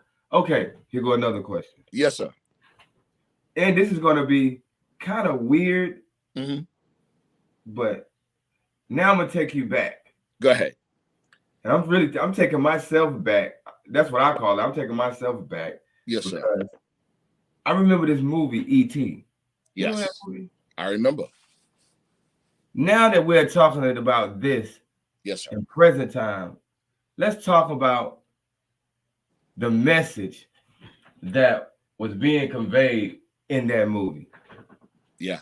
Brother, before we even go into the movie itself, right? The man who they did a series on this man, the recent series called Project Blue Book. Well, Project Blue Book, we already know is a real thing. The U.S. Air Force commissioned Project Blue Book, right, to say we're going to investigate and see if there's any truth to this UFO thing. What it really was a hatchet job. It was, of course, we know we're not going to find anything, so we're going to find somebody to run it who's going to say that for us. Right? And that man's name was J. Allen Hynek. So J. Allen Hynek was in there to debunk UFO stuff. Come to find out, he found a whole bunch of stuff he couldn't debunk. And was privy to some very interesting things, including a landing. All right. Now let's go back to Close Encounters of the Third Kind. Brother, let's see if you can do it right now. Google it. Google Close Encounters of the Third Kind. Google the technical advisor for the movie. The technical advisor for Close the encounters of the third kind. close encounters of the third kind. Mm-hmm.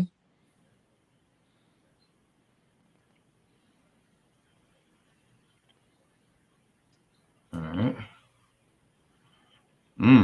Oh wow. Okay. Okay. You got it? Yes, sir. Who was he? This installment. Hold on. Classification. Citing system upon which the movie's name is based upon supposedly a real life alien encounters such as the Barney and Betty Hill UFO sightings. Yeah. While under hypnosis, the couple claimed to. Oh my God. But here, hold on. Here's the thing. Who was the technical advisor for the movie? Yeah. Who? You know who it was? Who? J. Allen Hynek, brother. Yep, there you go, right here. J. Allen Hynek. He was the technical advisor for the movie. Whoa. And was a professor of astronomy. Mm-hmm. And was the head of Project Blue Book. So he was telling. Now when we look at the movie, what color was E.T.? Woo. I ain't gonna say no more. Come on, bro. I'll leave that one right there. And he could talk. Yes. He talked English. Yes. Right. He spoke English. Right. E.T. phone home. E.T. phone home. Right. He sure did. Bro.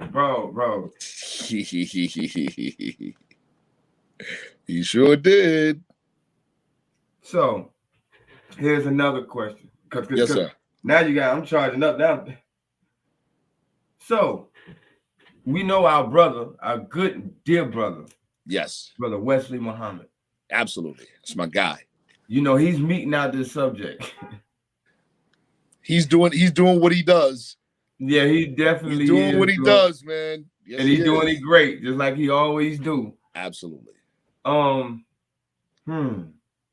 Talk to me. Yes, sir. About our brother Wesley Muhammad's work. What do you feel?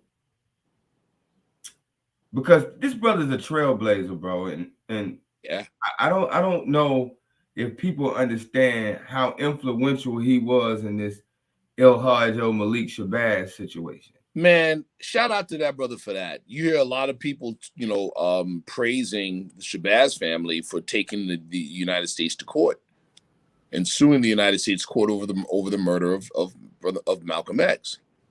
Right?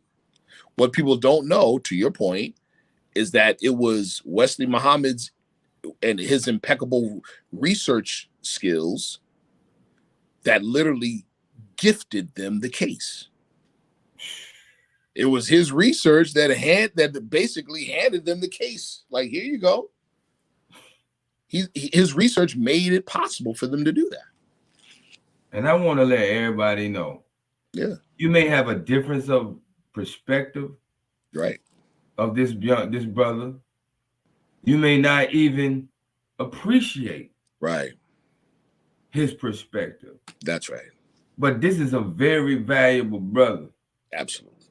And we need to protect him at all costs. It's fact.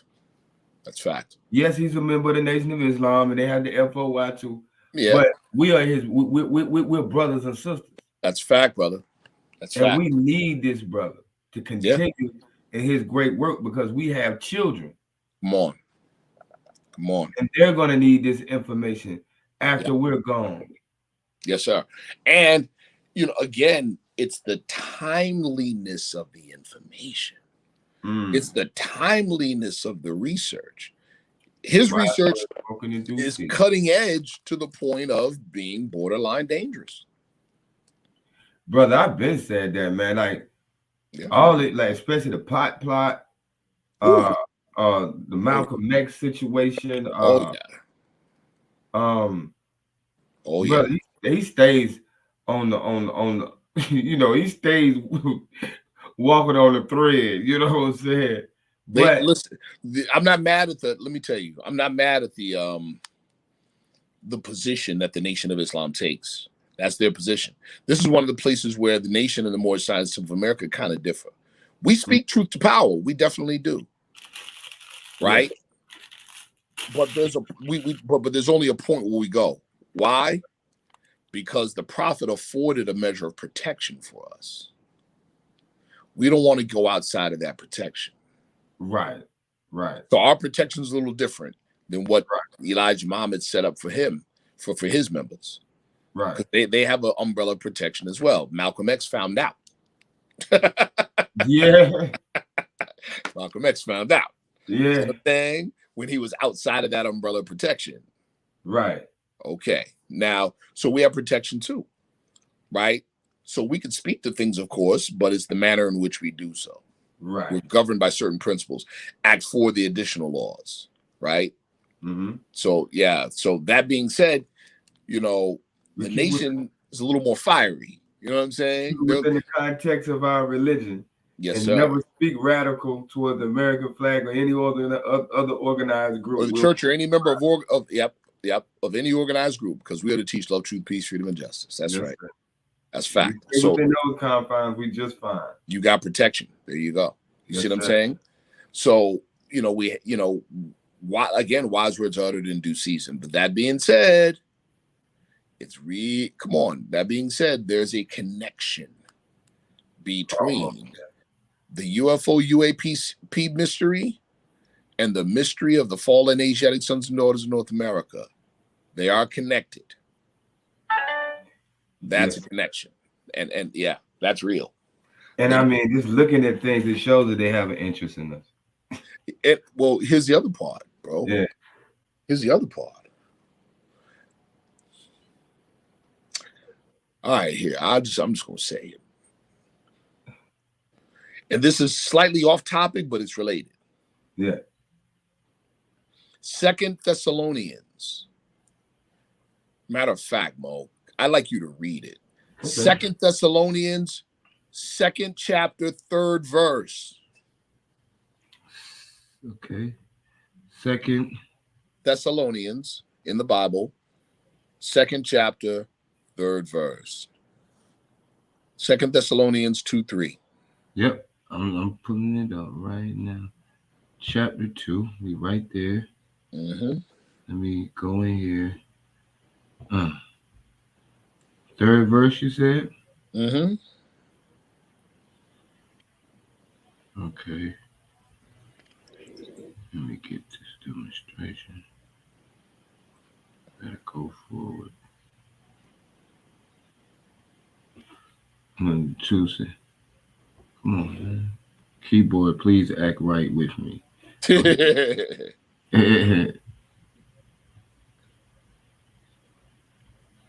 There we go.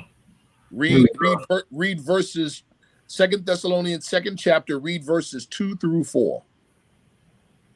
All right.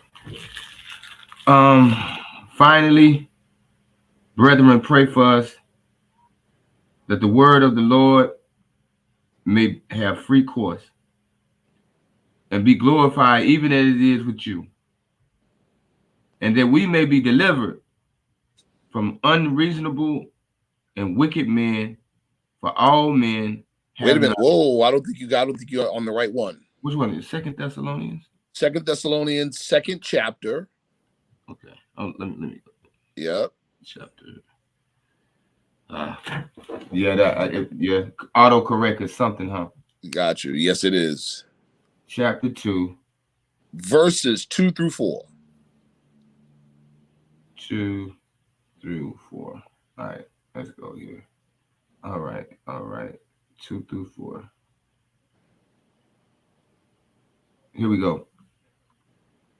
And not to be quickened, shaken in mind, or alarmed, either by a spirit or a spoken word, or a letter seeming to be from us, to the effect that the day of the Lord has come.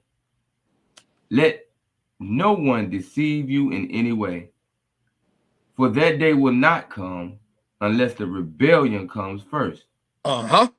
And the man of lawlessness is revealed. Yep, the man of sin. Keep going. The son of destruction, Yep. who opposes and exalts himself against every so-called God or object of worship, so that he takes his seat in the temple of God, proclaiming himself to be God. Brother. Good God Almighty. Isn't that what's going on in the Middle East right now with the state of Israel and then conflict with the okay, bro. Now, here, follow me. What is the big issue with the that conflict?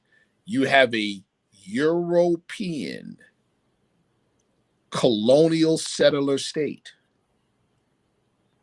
oppressing the natives in Why did Allah send Jesus to this earth, people? To save nations from the Israelites, to save the Israelites from the iron hand of oppression of the pagan nations of Europe who were governing a portion of Palestine at that time. This European woman said it. She goes, of course, white America is going to side with Israel because America is also a European colonial settler state. You see what's happening to the Palestinians right now, right? Yes. Peter Tompkins, 500 some odd years ago, in his, well, he didn't do it 500 years ago, but in his book, Mysteries of the Mexican Pyramids, he talks about the Spanish Inquisition at the end of our rule in Spain. Right? And he says how the Spanish Inquisition was designed to, of course, enrich the crown and the Pope, but at the same time, get rid of any troublemakers and to outlaw our way of thinking. But then he said this, and he showed a picture of an old woodcut. He says, as a deterrent to possible opposition in New Spain. Where's New Spain? Mexico. Thank you. He said 34 Negroes were hanged and decapitated in Mexico City. So the question now becomes, what in the world do Negroes in Mexico City have to do with the Spanish Inquisition in Spain? Number two, why would they anticipate opposition from these Negroes to the Spanish Inquisition? We already know the answer to these questions. Right. But I'm pointing out that the European didn't wait for the opposition. He got to it beforehand. Yeah, yes. Yes. Fast forward to World War II, when Japan attacked Pearl Harbor. What happened to real, honest, wholesome American citizens that just happened to be of Japanese descent? Concentration camps. Did they start a fifth column of resistance against the United States? No. Did they start opposing and rioting and going crazy? No. The United States didn't wait for that. Yeah, just chess, not checkers. What do you think the United States has in store for us? The same fate as the Palestinians right now. We're watching it happen. So now that you said that, brother, yes, this one might take it all the way up out of here. Being that you said that, now that just, I'm gonna tell you something. Yes, sir. You know, when something pulled my cord at the soul level, yes, sir. No, I know it's real. Yes, sir. And that just pulled my cord. Yes, sir. That statement. Mm-hmm. So, what is the solution to that? I said it on Brother Ron's show recently. I said it this way, right? I said, first and foremost, what is the everlasting gospel? Answer, it is a saving power that comes from Allah through our ancient fathers by his prophet.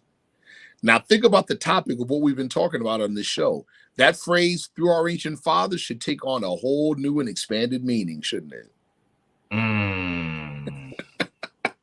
Mm. Hey, hey, listen, and this. We know this. The prophet used 3 different terms in the science of periodization. Yes, sir. Ancient, old, 4. Ancient, Yes. old, modern, Yes. and new. And new. Yes, sir. So when he says ancient fathers, like Right. you said, I think we should be able to put it in context. Yes, Survivors sir. of previous cycles, brother. Now, right? We want, this is what I said on that show. We want, and I'm gonna quote Denzel Washington playing Malcolm X. We want to get on God's side. So God will fight our battles. What is the covenant of the great God Allah? Honor thy father and thy mother. Come on, brother. That thy days shall be long on the face of the earth land, which the Lord thy God Allah had given thee. See that?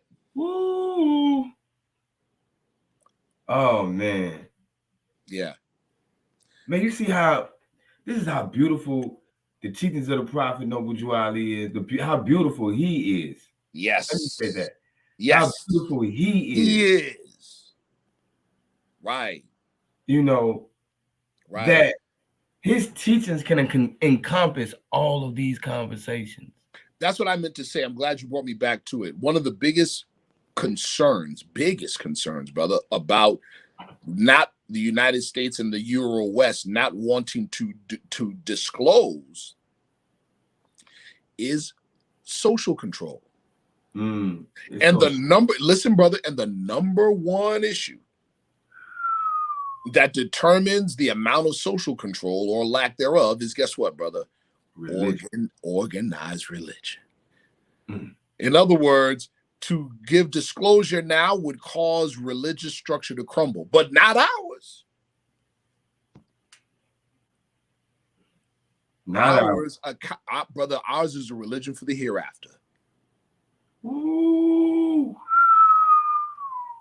We are living in the hereafter, brother, in the Moorish Science Temple of America, at least in part. Yes, sir.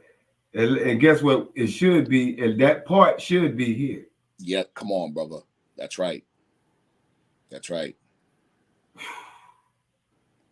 See? Bro, while we having like this conversation we're having. Yes, sir. Imagine if we had a multitude of us having these type of conversations. Yes. Versus do Moorish Americans participate in Ramadan? Exactly. And allow me to say this, and I'm not throwing no shot at anybody because anybody in particular, because really this conversation is going on and being demonstrated, being carried on by a plethora. Yes, sir. Of individuals in the movement. And this is not even to take a shot at the dialogue, because maybe it is a dialogue that needs to be had. Absolutely. Right? Correct. But it needs to be done responsibly. It needs to be done responsibly and with the right spirit. Right. Yeah. So, but think about, you know,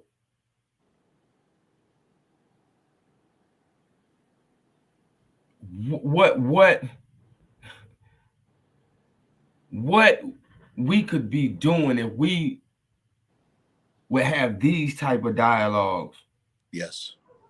You know, behind closed doors, in front of closed doors, beside the closed door, on top of the closed door, up underneath the closed door. All of the above, brother. All of the above. That's right. If we were having these type of conversations and dialogues and exercising our five, yes, sir, and projecting our thoughts and directing our thoughts towards these particular subject matters, bro, I think we would have a much better approach Yes, sir. to today's reality? Brother, we would produce, we would begin to produce conditions that are commensurate to the thought. But the ethers got to change. There you go. That means our thinking got to change. There you go. Because it's the thinking that influenced the ethers.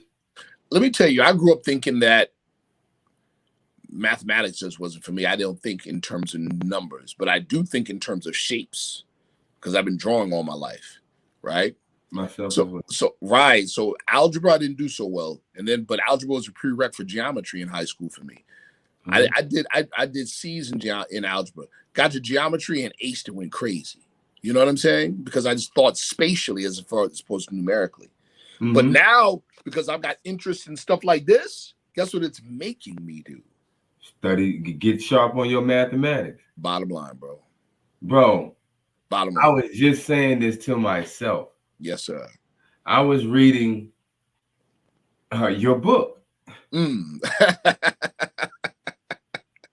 something, the thought came to me, was like, you know what? You should have paid a lot more attention in school when it came to mathematics. All of us, brother. All of us. All of us. All of us. And bro, because I have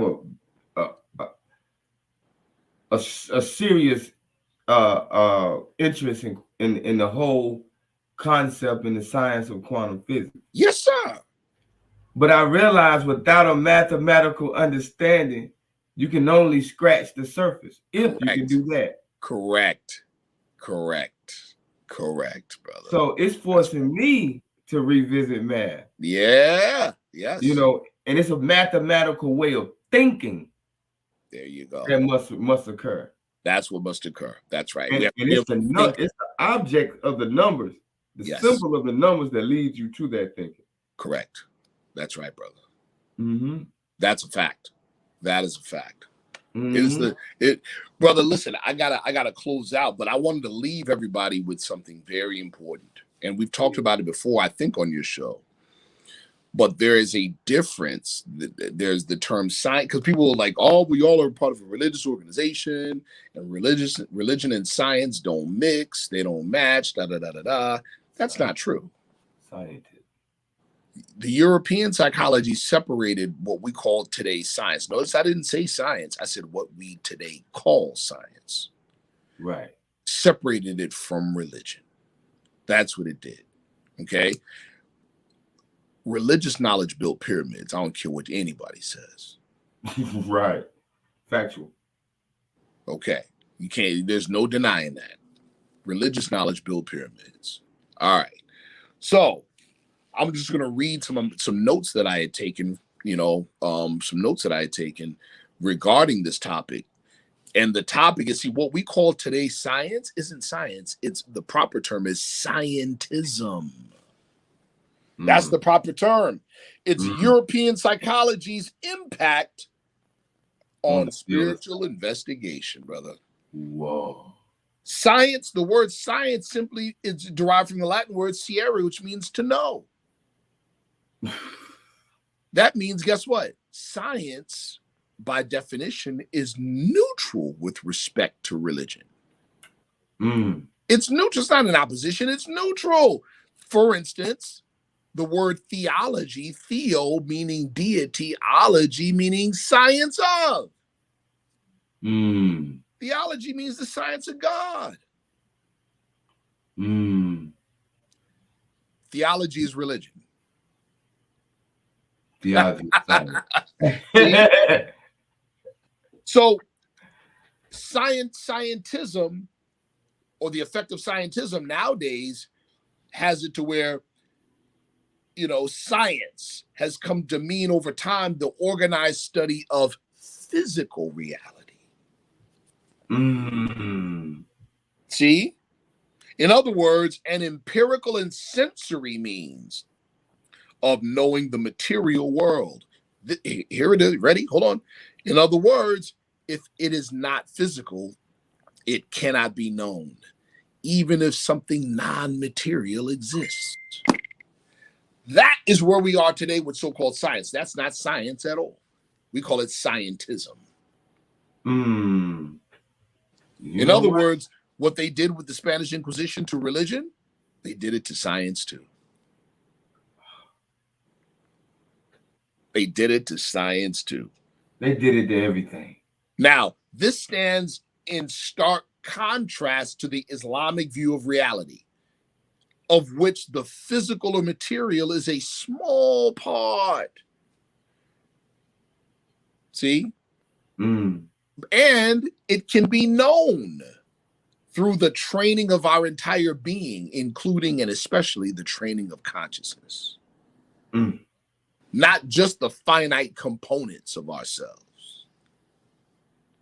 To teach our spirit to be attentive to is good. Come on, brother. There you go. And then, only then can you act as thy soul dictates, and in the end, all will be right. See, because if you don't teach the soul or teach the spirit to be attentive to the soul's good, the soul is rash, right? That means she's unguarded. Yeah. And then now you got problems. Yeah. Now if you act as our soul dictates, you got problems. I'm telling you, man. Hey, that statement right there in the hands of the wrong person, boy, could call a whole. Oh my goodness! Come on, that's right. Whoa. So follow me on this, and then I'll be done. Scientism, the claim that modern science, meaning what they believe to be modern science, or what they're pushing as modern science, which is the empirical means of only knowing the material world. They claim that this has a monopoly on knowledge.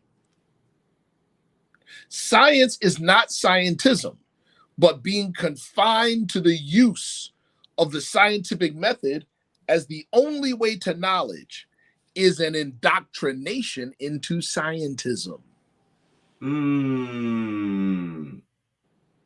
Now listen to this. I need everyone to listen close. The profound internal contradiction in scientism is this. Here it is. It is impossible to know whether the only way to truly know anything is by using your physical senses, Let me repeat that. If we're saying that the only way to know something is by your physical senses, then the only thing you can know is anything physical. You can't know anything else. So you'll never know yourself or your Father God. This contradiction makes it internally inconsistent and self-refuting.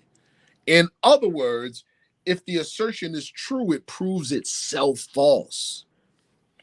In other words, if the only way you can know something is through the physical, and the only thing that is real is physical, that means you can't know anything outside of the physical, which means science breaks down at the physical. Which means it's not even science at all. You can't go past what's physical. So it's an illusion. Ta-da. We can prove that wrong with something very simple. Electromagnetic energy. In the whole scope of electromagnetic energy, only a small sliver of it is visible light. Between infrared and ultraviolet. So according to scientism, nothing past infrared or ultraviolet can exist because there's no way to measure it with your physical senses. And we know that that's not true because there's X-rays, there's delta, there's gamma rays, there's come on. We know that's not true. Right. See? Man, I should have had a whole bunch of bombs tonight. So I want to finish it with this. Scientism is not science. It's simply bad philosophy. Thus, we are dealing with scientism versus religion, not science versus religion. It is a philosophical construction of science as an alternative worldview. It seeks to overthrow the worldview of true religion and reduce religion to mere ethics without a claim over the nature of reality. Wow. True religion is science, and it is an equal, if not superior, way to view and analyze reality. Equal, but if not superior. But that's a statement right there, bro. Yes, sir. Wow. Hey. Yeah, this was a dope show, brother. Alhamdulillah, man. Praise be to Allah, man. Oh, man. I'm full over here, bro. Yes, sir. Like, man, praise be to Allah. And I want to thank the listening audience for chiming in. Absolutely. And I want to give honors to you, brother, for always praise Allah, coming through and feeding the people. Praise Allah. And you work so selflessly. Yes, sir. Not only on the cameras, neither. Not only on YouTube, Hey, you're right about that. outside with it. You know yes, sir. Saying? Yeah, we outside for sure. And I'm gonna say this. Yes, sir. And another brother said it on his channel as well the other day. I just gotta thank you. I gotta give you my flowers, man, because I can't honestly say that this channel would be doing this good without your presence. Praise Allah. Brother, that's chapter 30 in the Holy Quran of Moorish Scientism of America. Social duties. You know what I'm saying? Nationality is sociology. Yes, sir. We can't enjoy what we enjoy without being part of the bands of society. Yes, sir. So I say all that to say this. Praise Allah for the kind words, but this is what I'm supposed to do. You my brother. Praise Allah. And likewise. Yeah, we don't get extra points for doing what we're supposed to do. Right. But the only reason, you know how it goes, man, it's so uncommon in this world. You know what I'm saying? My Kung Fu instructor said it that way too. He said, listen, bad is so common and good is so uncommon. Don't get mad when people do bad stuff. Be surprised when they do good. Only thing that would surprise me if you more do right. Yeah, that's right. That's right. Yes. So I just wanted to let you know that. Yes, sir. Thank you, brother. And we're gonna set up another show. I got the show. Yes. Me and Khalil spoke about it, and I know for a fact that you got to be on that dialogue. Praise Allah. Shout out to my brother Khalil, man. He couldn't make it. I guess he has family obligations, but yeah, that brother's sharp, brother. And listen.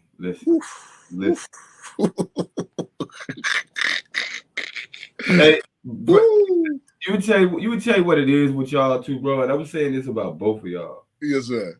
How in the world do y'all hold all the information in your head? Like, how do you do that, bro? Like, right. Like, I do all right, right? Yes, sir. Yes, sir. But the amount of information that you brothers just come off of the top of the dome with, like, off the fly, it's like, man, what you got? What do you? My wife, you laugh at him. She said, "Yo, you must be eating books. Like you got a terabyte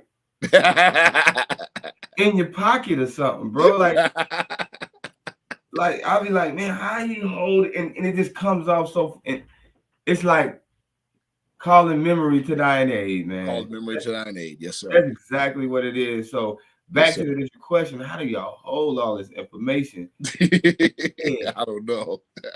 You know. And I know you've been studying, you've been coming up in the knowledge, yes, sir, since a child, but yet and still, man, the amount of information that you. Well, you know, brother, shows like this, my leadership, I have to give honors where honors due. My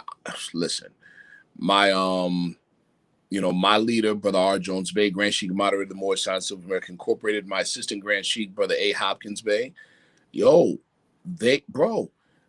they allowed me to be useful. You know, and it didn't come easy, but they allowed me to be useful, brother. And I'm grateful. I'm grateful. You know, your show giving me opportunities to speak, it's allowing me to be useful. Yes, sir. You know, so I thank you all. I thank you all for that. You know what I mean? You know, anytime, a weapon begs to be used. Ooh. I'm saying. That's a serious statement right there. That's a serious statement right there, brother. Yes, sir. I don't know if they chewed on that one right there. A weapon is begging to be used. A weapon begs to be used, bro. You know what I mean? And so it's like, hey, if I have an opportunity to be useful, your show, this show and this topic, man, this is one of those topics where, man, I'd be like, we talking about this? Okay, let's go. Because there's so much that I can just come with, and present and share. And we'll do a part 2. Praise Allah. Since Khalil couldn't get here on this one, we'll just do a part 2. Yeah, we definitely need him on the convo. Yeah, and need him on the convo. Khalil.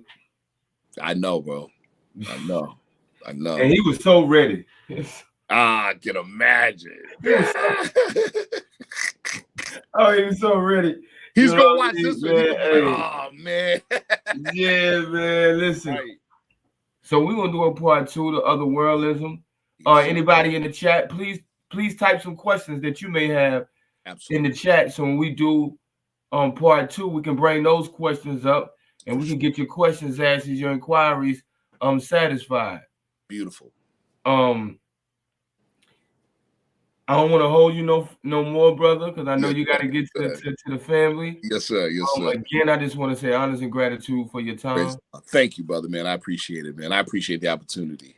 Plus, too, I get a chance. I get a chance to vibe and feel the spirit of my brother, man. That's man. Yeah. That's the most enjoyable part about it. For sure. Yes, sir. For sure. Yes, sir. And extend my peace and love to your family. Likewise, dear brother. Same for here. Yes, sir, man. And rest well, brother, man. Yes, sir. Because I know you're a hard-working man, and I know it's right back to the boots on the ground tomorrow. Right back to it. Yes, sir. Yo, you know what? Hold on. Let me share something with y'all. Y'all see this, right? Y'all see this? Yes, sir. The viewers, I don't know if they know, right? I don't know if they know. Hold on. Let me show y'all something. Can y'all see that? Blade. Wesley Snipes. Yeah. You see that? That's a gold plaque. Yes, sir. Yeah. I did a song on the Blade movie soundtrack back in '98. So, and I say all that to say this. I say all that to say, I'm back with the music. Yep, I'm rapping with snow on my roof. Absolutely. And I got a little bit of snow. Yes, sir. Bro, you nice with it. We already know. You nice. Man, hey, listen, man. We gonna. Hey, man, listen, bro. We definitely got to put one together, man. Oh, absolutely. I just finished. Well, not just, but we finished 2 songs together. Myself with Lord Jamal Brand Nubian. Ah, bro. Yeah. The God been sick. Yes. Yo, so you remember this movie The Hustler and Trigger the Gambler, the hit single Broken Language? Mm-hmm. He and I redid it. Uh-oh. Yes, sir. Uh-oh. Man, when is it gonna drop? When it's gonna drop? Soon. Right now, we've got shout out to my brother, Great God. Y'all see the shirt, right? Oh, that brother, they're sick with it too. Yeah, that level 7. That's us, God Brothers, the God Squad. That's us. And shout out to him. Signed with Rock Marcy and Rock Nation, and so through him, he kind of cracked the door for everybody. You know what I mean? And so his success is making a lot of this possible. So honest to the brother, man. Yes, sir. For his hard work, man. Absolutely. Yes, sir. And we definitely listen.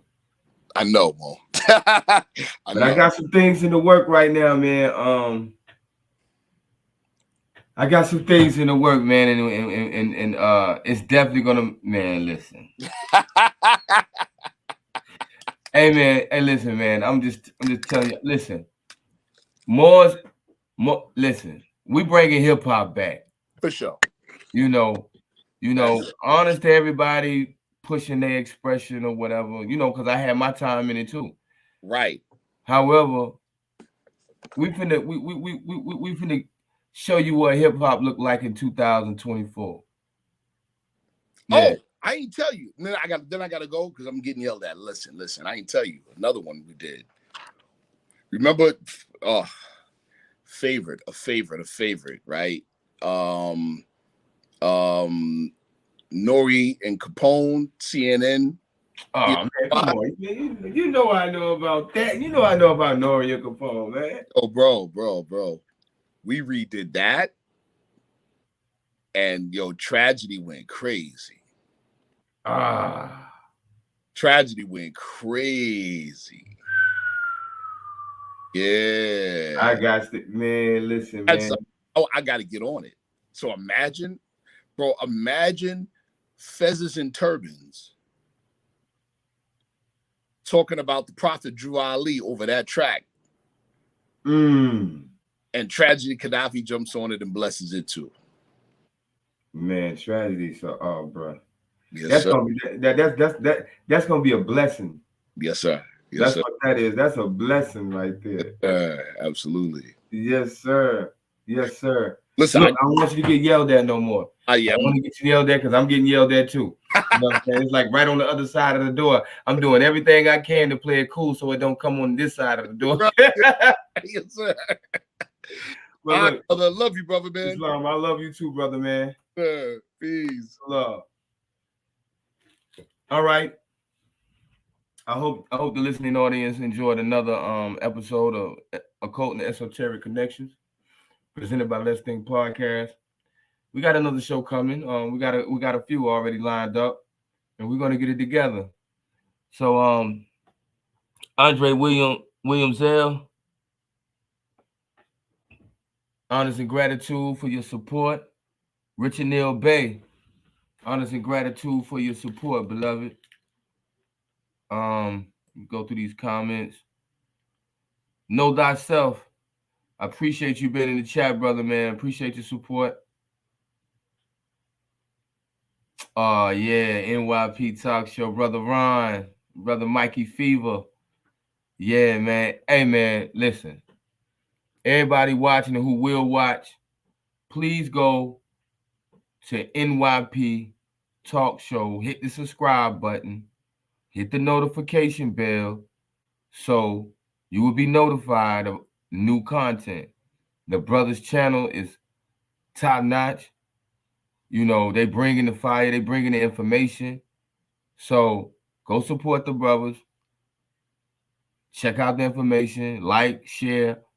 Do what YouTubers do. And make sure you thumbs up the video. Make sure you thumbs up the video. Thumbs up the video. And I guess I'll see y'all next time. See y'all next time. Peace.